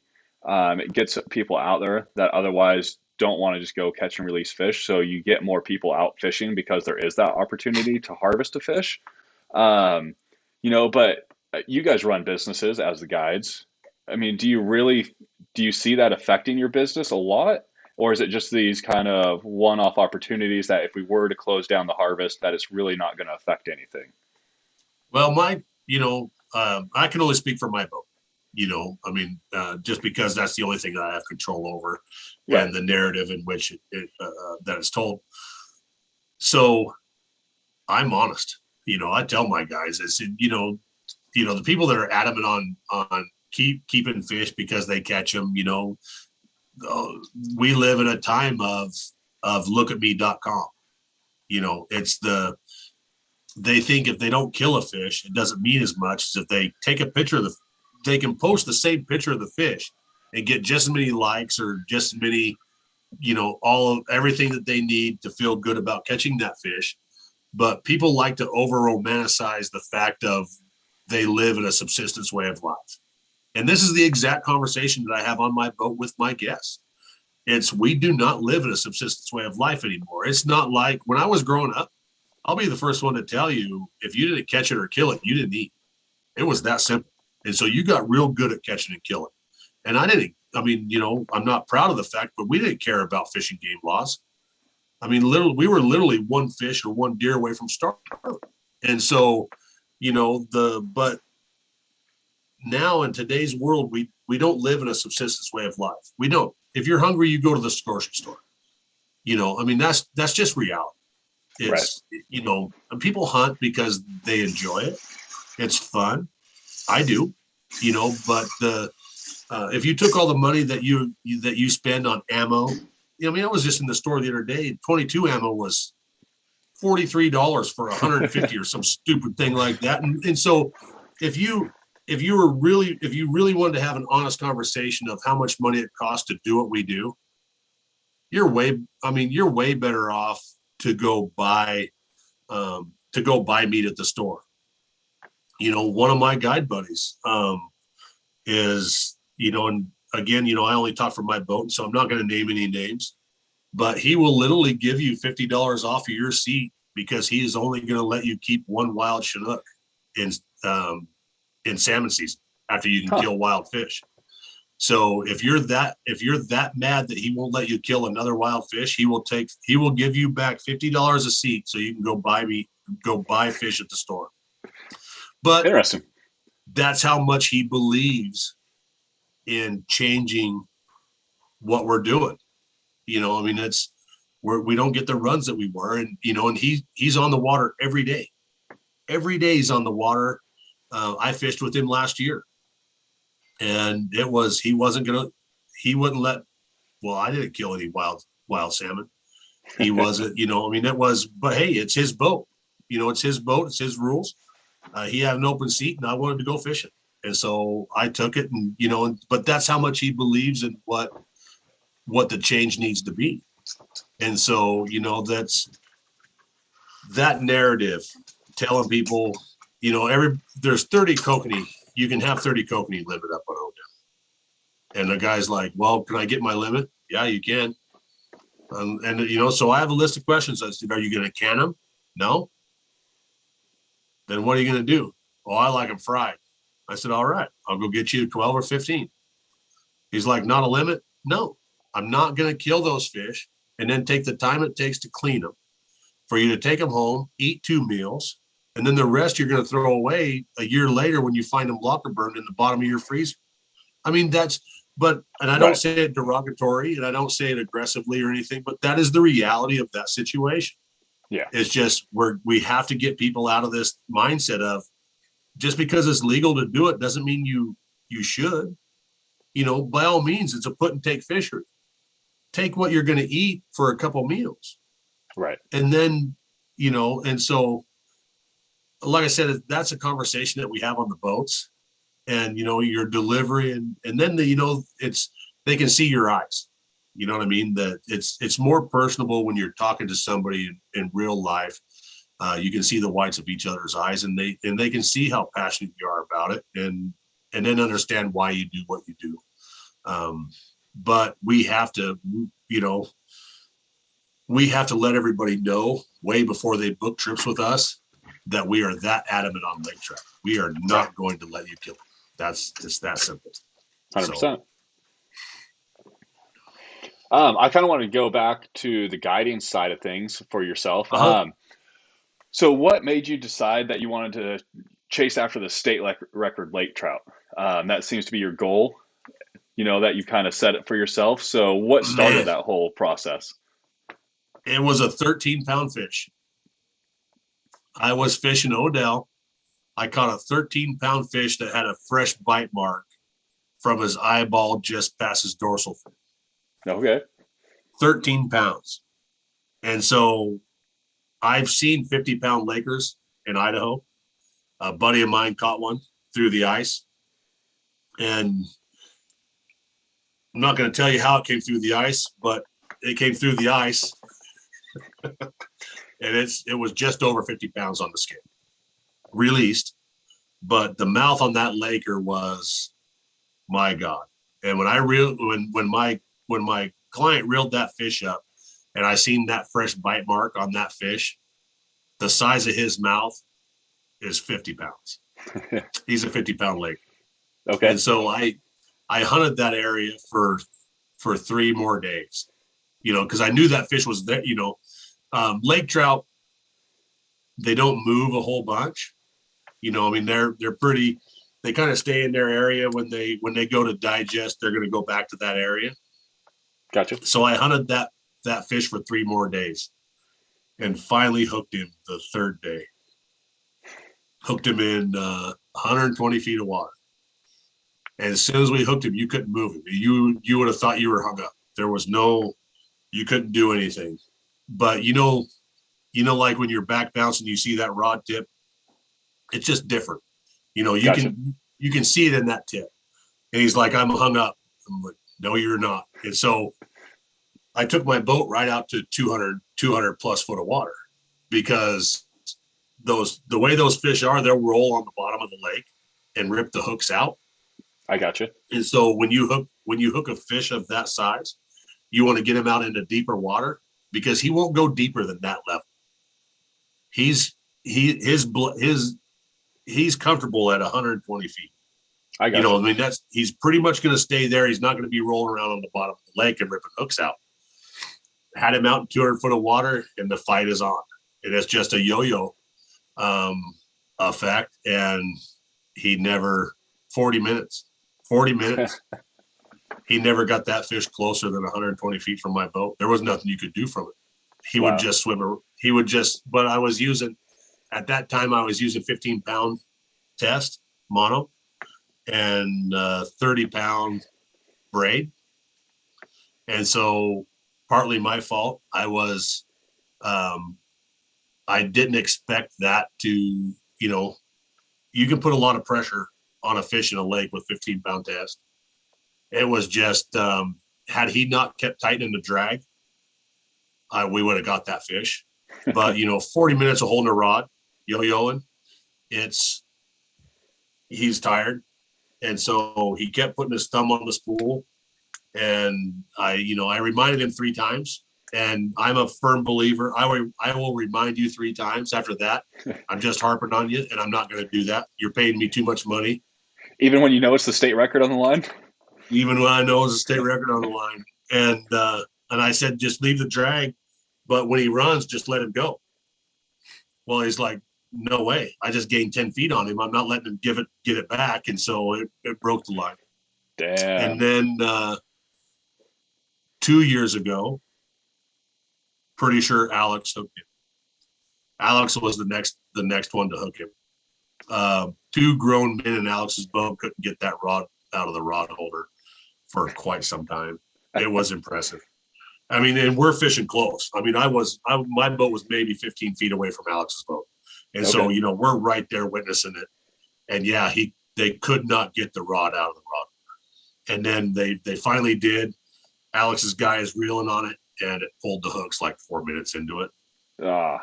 And then last year, we were both over on the spot where we were fishing, and I looked down at my screen, hit anchor mode on my trolling motor, and then, oh my God, drop them in. And I'm trying to get everybody in the water, and we're not very deep of water. And then all of a sudden he's off my screen, and I hear Alex go, oh my God. And I think he might have picked up Alex's bait on that one as well, but did not come up with anything substantial. But he had a bite right after. He literally moved out from underneath my boat, went underneath Alex's. That mark, when you see it, when you see him, there is no doubt it is him. So it's super, you can really differentiate him from just your normal 20-pound fish. Oh yeah. Yeah. You would think there was 3 20-pounders swimming together. Okay. I mean, the mark is unlike anything else that you see. And like I said, he'll only show himself. I don't think I seen him year 2. I don't think I ever got a look at him year 2. We seen him one time, year 3. And I seen him once last year, and Alex seen him twice. And so he's not, I mean, we have him. We're getting his number now. So you don't just drive around the lake all day, just hunting him? I do. I have one client that only wants to catch that fish. So you'll spend all 8 hours of the day just driving around the lake until you actually find that mark? Yep. Wow. Yep. I've seen him not drop in for 3 days straight. Never put a bait in the water. But he's caught a lot of fish. I mean, he fishes with me a lot. And so he wants that state record as bad as you do. Yeah. And he knows the only way he's going to catch it is if we hunt for that fish. This guy he hunts and fishes all over the world. And so he's caught enough trophy fish now to where the only way he's breaking what he's already caught is with that fish. I mean, it sounds like what you're doing a lot with these fish is because the technology with the fish finders and everything. You're pretty much hunting these trophy fish, right? It's not like your standard fishing. You're actually more hunting what you're doing. Yeah. Yeah. We are hunting that fish. It's not just hoping to catch one. We're hunting. Now, I know your guide service, you kind of branded yourself as this premium service. Do you feel like there's something that differentiates you from your peers? Whoa. Well done. Good one.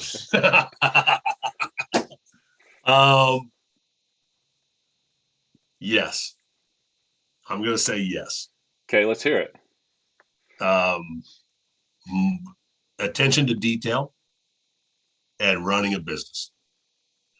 Those are the two things that I think differentiates me from the everyday guide. I don't have days off. So if you want to be that top 0.1% of guides like yourself, I mean, those are the things that kind of set you apart from just the everyday guide. I would say yes. Is the attention to every detail of I don't fish. This season's already gone for me. This season's I haven't even started my season yet, and this season's already over. I'm already working on next year. that level of attention to detail is, there's nothing I can do once you understand. I need to back up a little bit because, anywhere that I feel that I'm coming up short, I find somebody that can help me be greater at that aspect of what I do. You know what I mean? I have to be good at one thing, and I have to be the best guide that I can be. You know what I mean? Um, I have you on my side to be the best, social media, internet guy that you can be. And you do a great job, and so I have Nate and Alex. I surround myself with two of the best guides that I know. And so it's a collective of, there's nothing I can do at this point of this season that's going to change the outcome of this season. That's going to change the outcome of this season. Therefore, I don't expend any energy on this season. The season is already what it is going to be. And so my focus is next year is season. My time and energy is worth more focusing on that than it is this one. Okay. And So, when you're talking, you mentioned like focusing on the details. What are you talking like as far as fishing, or is that how you're treating clients out on the water? I That think experience that you're giving them? a little bit of both is, it's a whole collective of things. It's a lot more. And so, Okay. but So I'll be what? right back. I guess we're going to take a quick break. While Todd is taking a quick break, guys, you can give him, if you're interested in his fishing trips, be sure to visit toddloganfishing.com. You can also follow him on Instagram, Facebook. If you're interested in all what we're doing with Northwest Fishing Club, check us out on northwestfishing.club. That's our website. We've also got a giveaway going on right now on social media that's pinned to our Facebook and Twitter pages. You can find that. We've also got an opportunity for anybody that likes to talk fishing. We call it the wall hangers list. And basically what it is a way for you or for anybody that has that desire, that passion to try and make fishing a living. We're here to support you. What we're setting up with the Northwest Fishing Club is a way to support all the people, businesses, the guides that are working on making our fisheries better and enhancing them. So if you like to just talk fishing, you want to help promote fishing, check out that wall hangers list, and all of it's down in the description. And looks like Todd's back with us. Yeah, sorry about that. No worries. I just So, so basically, I mean, you are one of those premier guides. So, what does success look like to you? How are you a successful guide? if you book, but if you rebook with me before you get off my boat, that is how I judge success for the day. Now, it's a lot more complex than just rebooking. So there's some people I have guests that fish with me. They save up all year to be able to go fish with me one day a season. Then I have other guests that fish with me whenever they want. It's kind of, when we get back to the dock, everybody's tired. You've been on a boat for 8 hours. You're beat up to a certain extent, right? I mean, we do it every day. And so our muscle memory is, we're not as tired as you are. And so you just see, when guys don't want to get out of your boat, or women, so just fishermen in general, doesn't matter if man or woman, when they don't want to get out of your boat, they want to continue the conversation that you've been having for the last 8 hours. That's how I know I did my job. I made that connection that I made a couple years ago. I have a big, beautiful, as my boat, Willie Boats built me a boat that is phenomenal. I'm just truly blessed. I had a group of individuals on the boat, and they asked me how life was, and I told them I'm truly blessed and fortunate. And the first thing one gentleman did was he looked around and he said, "It is a big, beautiful boat." And I started to chuckle. And I told him, I said, "I'm sorry, I do not mean to be rude." I said, "But what you see around you is just a tool to put food on my table. I am not emotionally attached to anything that you see around me. the relationships that I've built in this life mean the absolute world to me. And that's kind of how I run my guide business, is making that personal connection, that genuine connection with my clients. That's I have clients that stay in my house when they come fish with me. You become that close. It's just an extension of family. And so, that's how I deem success. It's not money. It's personally, I gave that up. I don't, we all have to have money, that's not the rabbit hole I'm going down, but my focus isn't money. It's the time and the people that I get to spend my days with that mean the absolute world to me. I get to meet such unique people. I mean, we have, since, after you signed on and, we started working together with my guide service. I mean, there's guys that come here from New Hampshire, North Carolina. I mean, we had 2 different individuals coming from North Carolina last year to come fishing lake trout with us. Nice. And we fish people from all over the country. And so it's just, I enjoy hearing what they have to say and what their lives are like, right? I find that very fascinating to see how other people live their life. I'm a fishing guide. You may be an attorney, you may be a stockbroker, financial advisor, but once you get out on the boat, I don't care how much money you make. I don't care what house you live in. Everybody is on the same playing field. There is no rod different than any other one, no seed any different than the other one. And so everybody is connected at that level. None of that other stuff matters.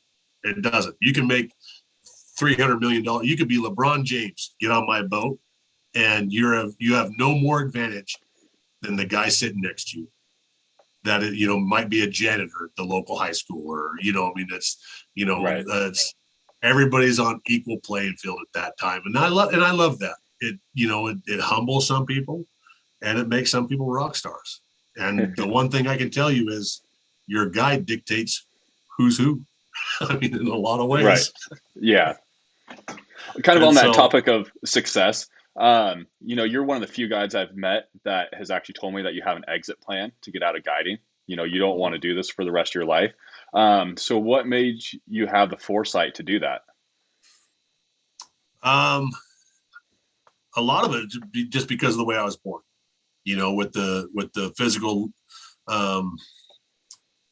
things that I deal with, my hands and feet. I have always I've always had a timeline of when my body's going to break down. And so, it's always been in the back of my mind. And then I love guiding, and, I still got another 12, 15 years of guiding, it's not something that's going to happen tomorrow, but I don't ever want to quit guiding. I want to keep helping people enjoy the outdoors and have success in the outdoors. I tell everybody, that's why I don't have any secrets. Fish with me because I'm fun to hang out with, not because you have to, and it's done very well for me in my business. And so, you seek out avenues and opportunities to continue guiding. I don't have to be in a boat to guide you. That's once you get to the level of understanding of what it is, you can guide somebody from pretty much from anywhere, with 100%. coaching, once you've done it enough, I can see it in my mind. Like, I could literally be on a Zoom meeting. You could be in my boat at Odell fishing. If you can show me that screen, I could guide you from my computer. That'd be interesting. I mean, once we get enough internet service around the world, you could actually just connect to Zoom with anybody that wants and be like, Mhm. hey, show me your screen and I'll tell you how to catch the fish right now.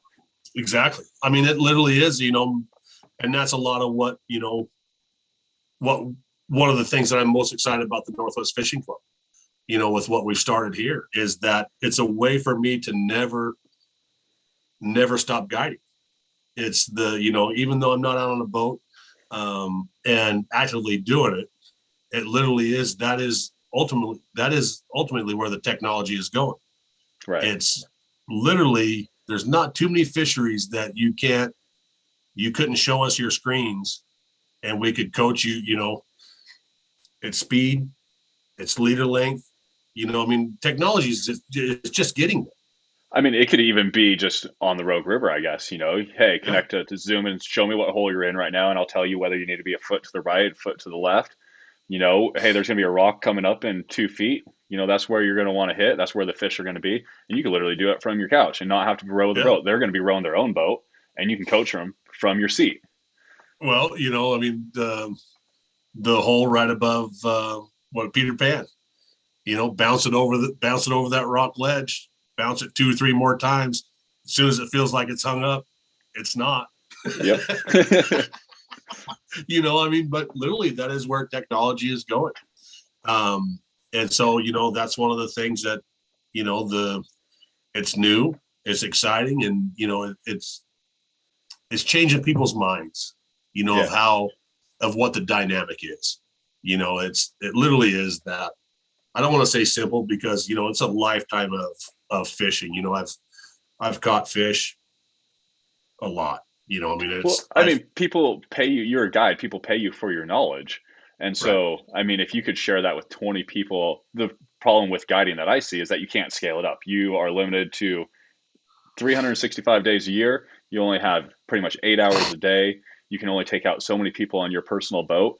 I mean, all of a sudden you can connect with people online and you can be coaching 100 people. You could be coaching somebody up at Odell the same time you're coaching somebody on the Rogue River, Right. so it opens up whole new opportunities to somebody that is a guide that wants to mentor and coach people to actually scale up their business rather than I get 2 people or I get 4 people or 6 people a day and that's all I can do. And maybe make some referrals off these other guides that are working for me. But now all of a sudden you can have 20 clients, you can have 40 clients in a day. Right. Exactly. It's um, because that's how we get more people into the industry.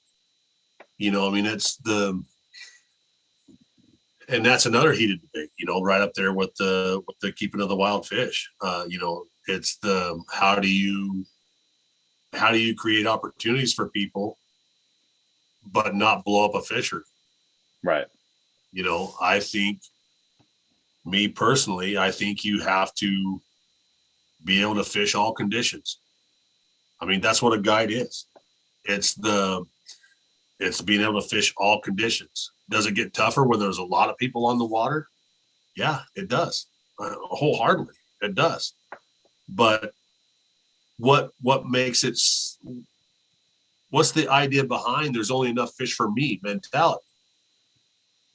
That's my problem with that mentality. I would rather see 300 drift boats floating down that Umpqua River or the Rogue River or the Elk or the Sixes or the Chetco, pick one. I don't care. The Silet's, my home river. I personally do not guide that river because it is my home river. I fished that river for myself, with my family, and my friends, because I don't want to work it. I want to go reflect on that river. I don't have a problem with all the guys that work that river. I would rather see 300 boats on any river than 30 boats on the river. I would. It's because there's a lot of people that the money those people bring into those local communities, somebody gets to eat dinner tonight because you bought a cheeseburger at that restaurant. Right. Nobody wants to talk about that. They just want to talk about there was 30 boats that launched on this boat ramp and I only got 2. How is that not glorious? How's Right. that still not a great day? Yeah, I mean, your clients or you yourself, you still got to experience the nature. You got to go out fishing. You got to Exactly. disconnect or do whatever. Whatever fishing does for you, you got to do it for that day. Some people, I guess, it is catching fish, but it's not for everybody. But we can also help that. Yes, we have the droughts going on and all these things affecting our salmon and steelhead fisheries. But there's a lot of things we can do to mitigate those things that are out of our control. We can plant more hatchery fish so that those 10 boats on the river trying to fight for 10 fish, instead we have 100 boats trying to fight over 1,000 fish, and all of a sudden everybody's catching 10 fish rather than one fish. No, that's spot on. If we can create more fish for more fishermen, now if you're catching 12 steelhead a day, what do you care if there's 300 boats on that river? You don't. Right. You don't. And so I think once you get a group of people that can have an adult conversation and have all opposite views, that's okay. But have an adult conversation of what you're really mad about. What you're mad about is there's 300 boats fighting over 10 fish, like you just said. Right. So let's put 3,000 fish in that river. Have them come back. And again, the reason why I believe that I'm as successful as I am, outside the network of people around me, that it takes to run a successful business, is the ability to focus on the things that I can impact, I can change.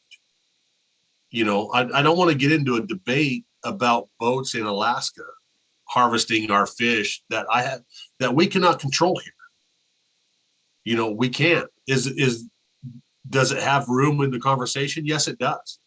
Right. But I think if we all focus more on what we have control over, the more chance we have of fixing things in a positive way. Right. And then as we fix them. It's also supporting those people that are fighting those fights, for the Pacific Coast Treaty up there in Alaska that's harvesting all those fish. We need the people that specialize in that, and we need to support them so they can go fight that fight for us to get more fish back to the West Coast here. But like you said, that's not your fight. You don't know that. So you need to fight the fight that and you can do that while also supporting the people that are working towards the whole issues. Yeah, no, for sure. You still need to support those organizations because they are fighting the bigger fight. But like I said, a starting point, is starting with what you can control. And that's what the enhancement fund, is directly impacting the fisheries that is the majority vote. I love that. I live on the Rogue River. Well, the first enhancement fund that I'm going to put in there, proposal is probably to fix my local fishery. Right. But I accept, if somebody else comes in with a different proposal for the Feather River in California, if more people decide that fishery is in more dire need of the funding, then I accept that because it's a group of people that did that. It's not just a board of 5 or 6 people that said, it's the Columbia River. And so not that I don't care about the Columbia River. There's more rivers in this state that need help than the Columbia and Willamette. Yeah. And so, the entire Northwest. As long as it's a collective, then I'm on board with that. Let's fix the fisheries that are in more dire need first. And the only way we do that is by popular vote. And so nobody's cherry picked. Yeah. it just gives everybody a voice. Exactly. And, because that's what we all want. We want a seat at the table. Everybody wants the same seat at the table. Right. And this is one way that we do it. Yeah. So you've been guiding and doing this for a long time. What keeps you passionate about staying in this? I love seeing people catch fish. Every time I see somebody catch the fish of a lifetime, it reminds me of when I caught my fish of a lifetime. I literally relive that moment every time I see that happen. And, because you get desensitized, I'm spoiled rotten. If it's not the state record fish, I would just suit it in a bite my hook. It literally is. And not that they're not beautiful or anything. It's just, and so the only way I get that excitement back now is to see somebody else have that same excitement. And it doesn't matter if it's 20, 12. I've seen people with a 10-pound fish just go absolutely bonkers. Right. And I mean, it could be a 10-inch trout and people will go bonkers. exactly. It is. And, just being there and witness it, the pure joy. I mean, I've had people cry on my, I've had people, I mean, it's, you see everything of, it literally is, they never thought it possible. They thoroughly thought there's no way that I can do this. And then when they do it, it helps. I just see myself when I did it. And I Right. love that feeling. And, That was what that's I why loved. Yeah, I mean, that's what I loved about guiding was creating that, watching that spark of excitement get lit in right. somebody else. I mean, I was addicted to fishing as a kid, and when I could Yeah. create that spark in somebody else, it was awesome to see, especially when you stay friends with that person or they stay as a long-term client and you can see them grow as a fisherman year after year. I Yeah. mean, and you had a part in that happening. There's really, I mean, there's no better feeling as a guide to watch that get created. There's not. And I think once you get to that level, it's easier to, well, I mean, and I don't even think it's a number of fish. It's just, I love seeing that. I love, I mean, I still fish for myself. I mean, there's still days that I go fishing. When we go on vacation, I go fishing. If I have a day off, I go fishing. I mean, it's, I still fish, but when I can give somebody else that opportunity and put food on my table, it's a win-win. And I Right. just really, that's what keeps me passionate about being a guide. And, Nice. So one thing I heard you mention is that through your guide service, you've seen less kids coming out. Um, oh, I think that's a big part. We needed the younger generation getting into fishing. So what's your opinion? How do we change that? man, that is the $1 million question. Unfortunately, it is social media. It is Just in how we connect to those kids, how we get in front of them? it is more videos.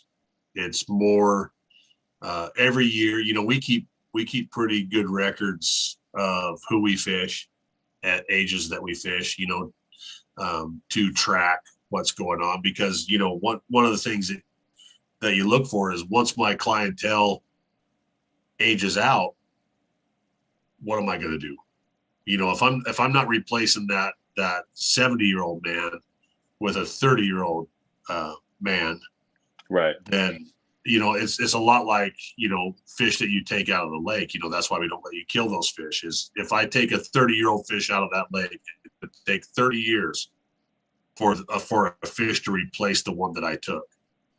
And I do the same thing with my clientele list. I track that, and the age of my clients is not getting any younger. So right now, if you do the math on it, right now I'm going to age out at 6 more years.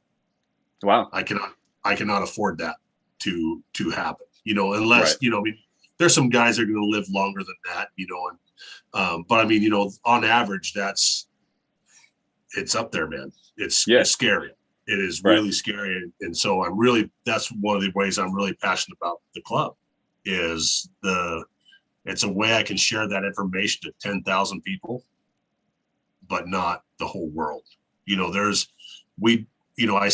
I say that I don't have any secrets, and I don't. Once you get on my boat, I don't have any secrets. Before you get on my boat, I may not I tell you mean, exactly what I'm doing. when they're getting on their boat, they're putting skin in the game. They're trusting you. They've shown you that they want to support you. And so I guess what we're doing with the club is kind of that same thing. You're putting some skin in the game. You're investing in the Right. fisheries yourself. And Yep. so now all of a sudden you've got that skin in the game and people are going to be more trustworthy or trusting of you. I mean, we talked with you and Phil last night, and it's the same thing coming up in the guiding community. You got to put in that some kind of skin in the game. Oh, for sure.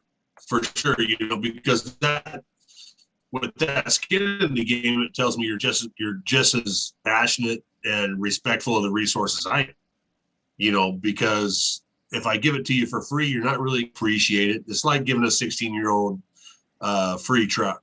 He's gonna wreck it, first month that he has it, because it doesn't matter. Not everyone, just generalizing things. But Right. when you have skin in the game and you you prove to your local community that you want to give back to the resource and the enhancement funds, that says a lot to me. And I'm willing to give you a lot more information because I need your help to fix what's going on. And the only way I can repay you for that help is with my knowledge and the information that I have. And so that's why I'm willing to share in the Discord to the Northwest Fishing Club is because of that mentality. I can't do it by myself. I have to have, one of the things that I do is I need help doing this, and in turn I'm willing to help you. That literally it's that simple. Right. And I think the more people understand that thought process, the easier it is. I like that. I said it last night. Individually, we're really hard to hear. Collectively, we are really hard to ignore. That's right. So, I mean, we're all ally. Everybody in the Northwest is an ally of the fish. These fish exactly. are the lifeblood of our entire industry in the Northwest. It doesn't matter whether you're that doctor, that realtor, a waiter, whatever. These fish bring money into the Northwest. And so if the fish are thriving, we're all going to thrive. Like I like to say, if the fish win, we all win. And it pretty much is that simple in the Northwest here. Absolutely. Without a doubt, that's the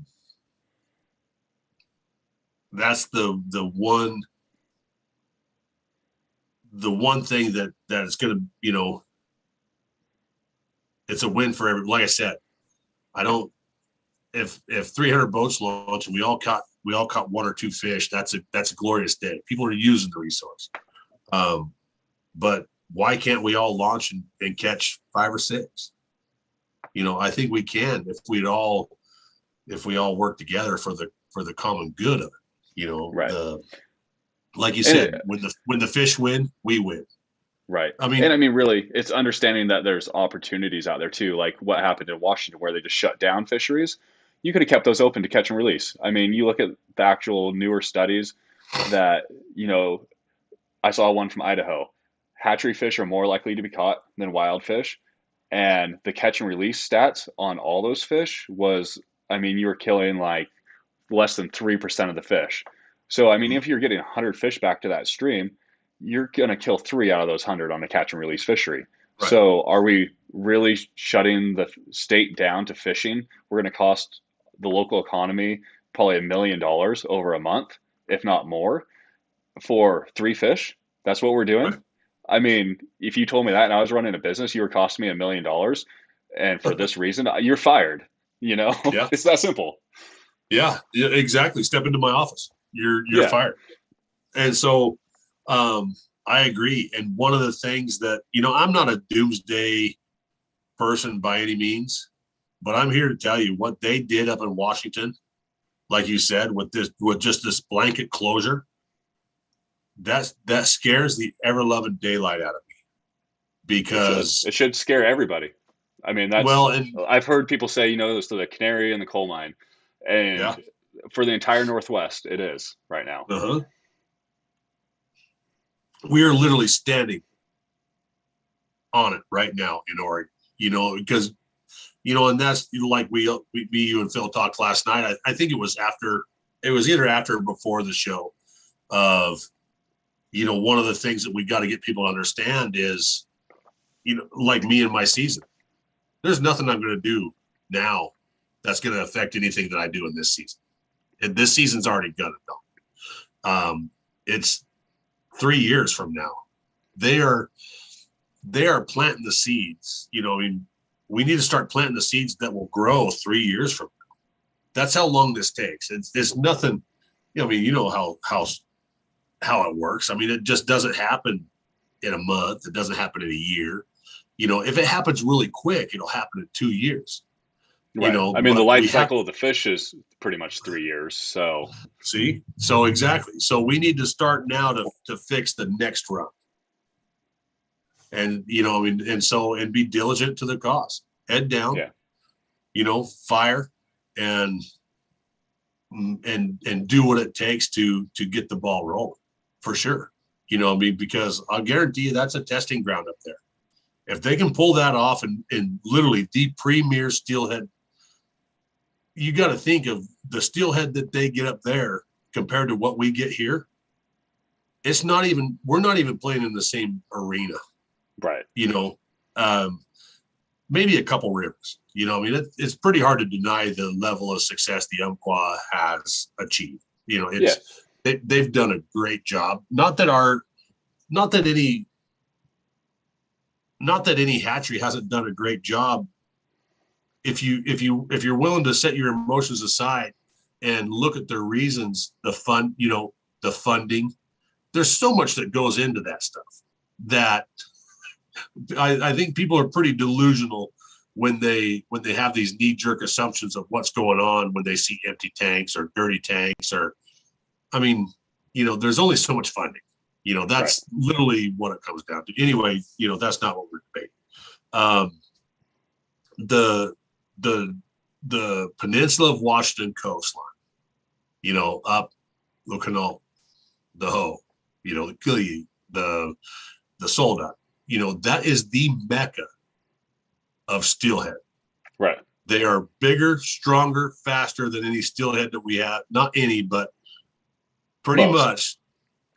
That is the mecca of steelhead fishing. When you want to catch a 30-pound fish, where do you go? The Ho or the going Canal. there.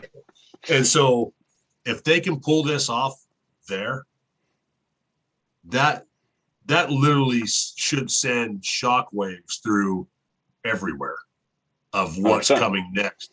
Because if they can do it there, it literally is the blueprint to do it wherever they want. I'd agree. You know, it scares the daylights out of the restrictions, and we got to get to a place where we can push back productively. Yep.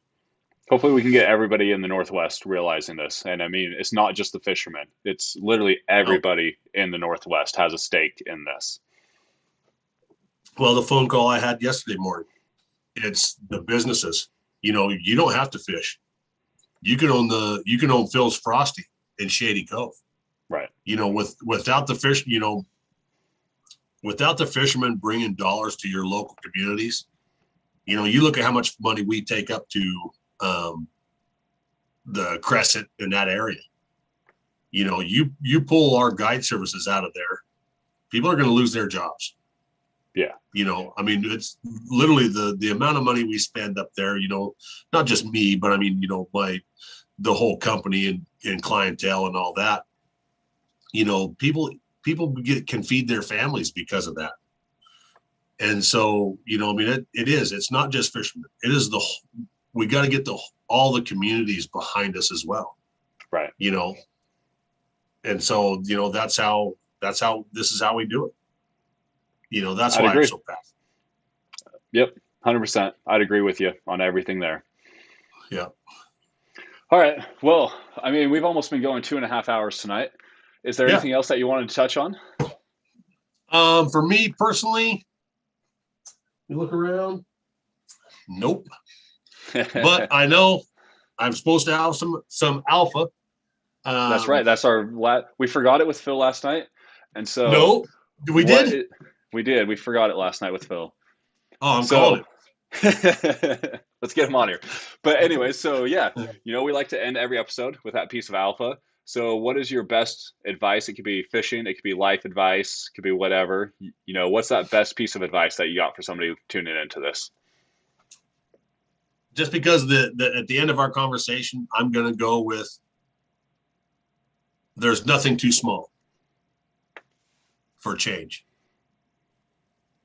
You know, whatever your level of change is, you know, whether it's money, if you don't have money, then it's volunteering. You know, no matter how minute you think it is, impact that change the most that you personally can. Because that's, you know, it doesn't matter if, you know, if someone's, you know, Elon Musk can afford $200 million and you can afford 20. Doesn't matter. What matters is everybody's working the best they can towards one common goal. Whatever that level is, do that. I like it. I mean, really, it doesn't take much. It takes writing a letter now and then when there's, the government Mhm. agencies are looking for that public comments. Take the 5 minutes. Hey, this is what I fish for this river. This is what I see. I am in agreement or disagreement with this, and send it. It takes you 2 minutes to write those Yep, letters. exactly. Exactly. It's 2 minutes at a computer screen. Yep. Yep. So, All yep, right. that's my alpha. I like it. All right, everybody. Well, thank you for tuning in tonight. If you'd like to know more about Todd and his guide service up on Odell Lake there in Central Oregon, you can visit toddloganfishing.com or check him out on Facebook or Instagram. Todd Logan Fishing, I believe, on both of those. If you'd like more information on what Todd and I are doing with the Northwest Fishing Club, you can find us at northwestfishing.club. Be sure to give us a subscription down here, like the video. That all helps us with the algorithm, get this message out to more people. Be sure to share this also on Facebook, Instagram, same thing. And then we'll be back Monday night at 7 p.m. We're going to be talking with one of the newer guides in Southern Oregon, Riley Wallace, just to get his perspective, trying to make it on a living fishing, and kind of what's going on more with the Southern Oregon salmon and steelhead runs. He's been involved a little bit with some of the biologists, so we just want to get his take on things. We've also got a giveaway going on social media right now. It's pinned to the top of our Facebook and Twitter profiles. So if you want a chance to win a free membership, that's a great opportunity. We've also got an opportunity that we're calling the wall hangers list. And so this is a way, if you just like to talk fishing, you want to promote fishing, that's the kind of people that we're looking for. And so we got an opportunity to help support you, maybe make you give you that chance to actually make fishing a living for you. And all that information is down in the description with the link for it. And so with that, guys, have a great night.